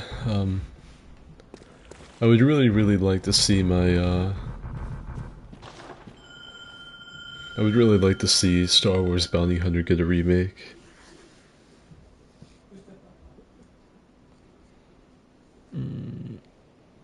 Want to be faithful turn-based games. I would like Luigi's Mansion Dark Moon 2. The game is dope, I would kill someone in cold blood for a Jedi Outcast remake. The thing is with Bounty Hunters, like, if I really, like, had the funds to do so, I could probably make my own remake of that game. Because on my computer is pretty much all of the source files for Star Wars Bounty Hunter. All the textures, the models, like, everything. I have everything about Star Wars Bounty Hunter on my computer. Stuff I probably shouldn't have, but the thing is, way back when Star Wars Bounty Hunter was made in 2002, the internet was it was like the Wild West. It was a Wild West free place back then. And, so what developers would do is, like, developers that were working on certain games would, like, show off what they were making on their own custom little blogs. Like, for instance, like, the guy that did, like, the rigging for Jango Fett's movement would, like, go on this little blog, like, look what I'm doing for LucasArts. This is some of the rigging I'm doing for their game about Jango Fett, and then they post it because you could get away with it back then. And most of those sites and those blogs have been archived. And so through digging through, like, 20-year-old fucking pages and whatnot, I found almost everything. I found dudes that post, like, all of the fucking concept art, all the, like, textures, the fucking animations, the sound bites, everything.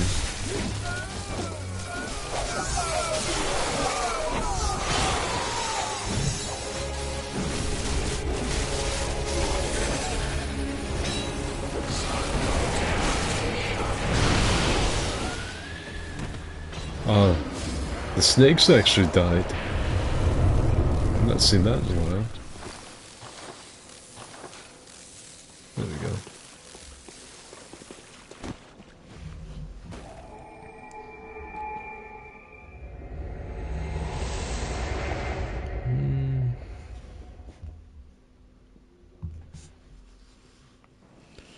Bethesda can't be trusted with most of its brands anymore. Dragon's Dogma Remake sequel is the source of my copium addiction.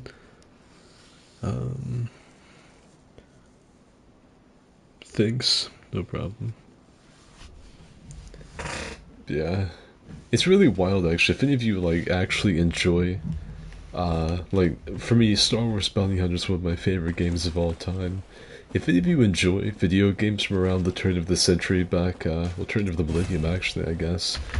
Back in the early 2000s, you can usually look up stuff from them and look up the oldest results, and you will find the developers of like personal blogs they had, because they would all have like their own little private domain, and they would post stuff that they were working on, because back then, it's not like nowadays where if like a developer's working on like the next Elder Scrolls game, it's like, hey guys, look at this texture work I did for Mithrune's Dagon. You know, they would get found immediately.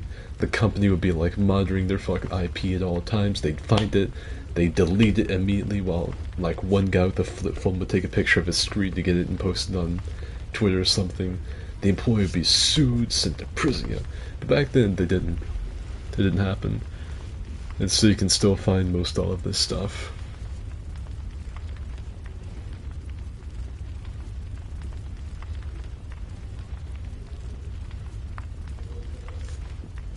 The shadows of your yard's mouth were so hot after all.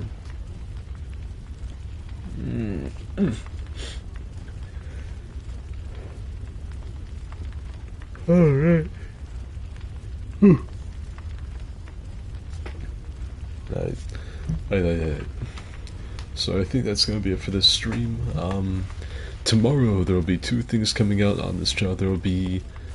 Before I go, actually, I want to ask you guys what you think. This is a sequel to the old DS3 video I made way back when called the Red Hilted Meta. And this is a video about the Red Hilted Halberd in Elden Ring. Should I call it just Red Hilted Meta again, but with Elden Ring beside it? Should I call it like the Red Hilted Meta Returns? Red Hilted Revengeance? Like, what do you guys think? It's just Red Hilted Halberd duels. I essentially resurrected my Black Knight Shield Red Hilted Halberd Avalon build from DS3. And like added a twist. So what do you guys think I should name that really quick? But that video is gonna be coming up, and we'll be doing the Friday Night Fight Club on PC for Elden Ring like always.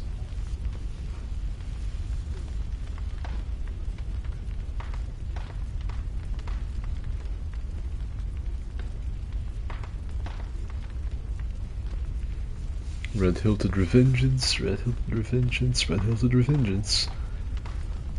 Red Hilted returns with a vengeance.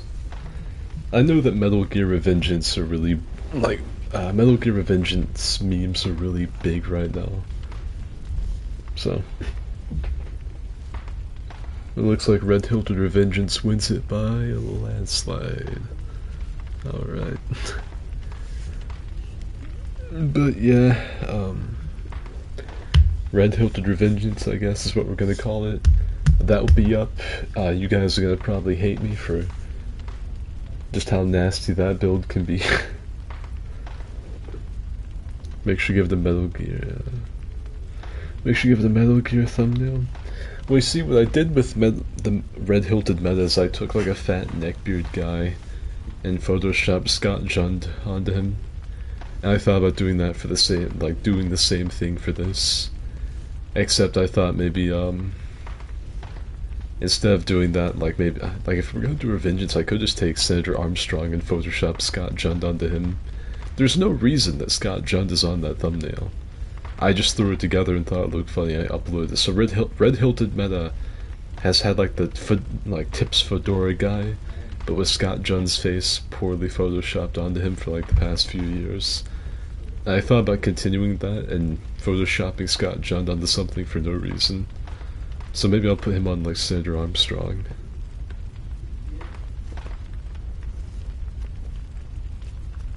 If I do, I'm gonna look up like some fat neckbeard, put Scott's face on, and like have the red-hilted like off to the side like I did before. I could put him on Senator Armstrong. Take Senator Armstrong, Photoshop Scott's face on it, then put the red-hilted halberd off to the side. There's absolutely no reason for his face to be on there. I don't think anything bad of Scott. He has nothing to do with the video. He's just on there for some reason. So I'm an idiot. That's the reason. I'm an idiot.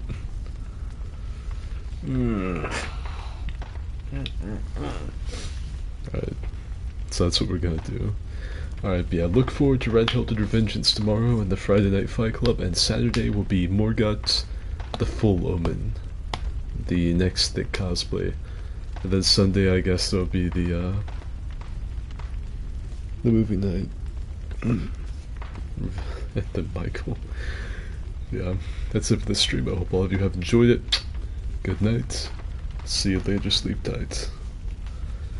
Oh, I thought I heard the old man say 2 hours and 7 minutes, not bad. Not bad. Yeah, good night everyone. Have a good one.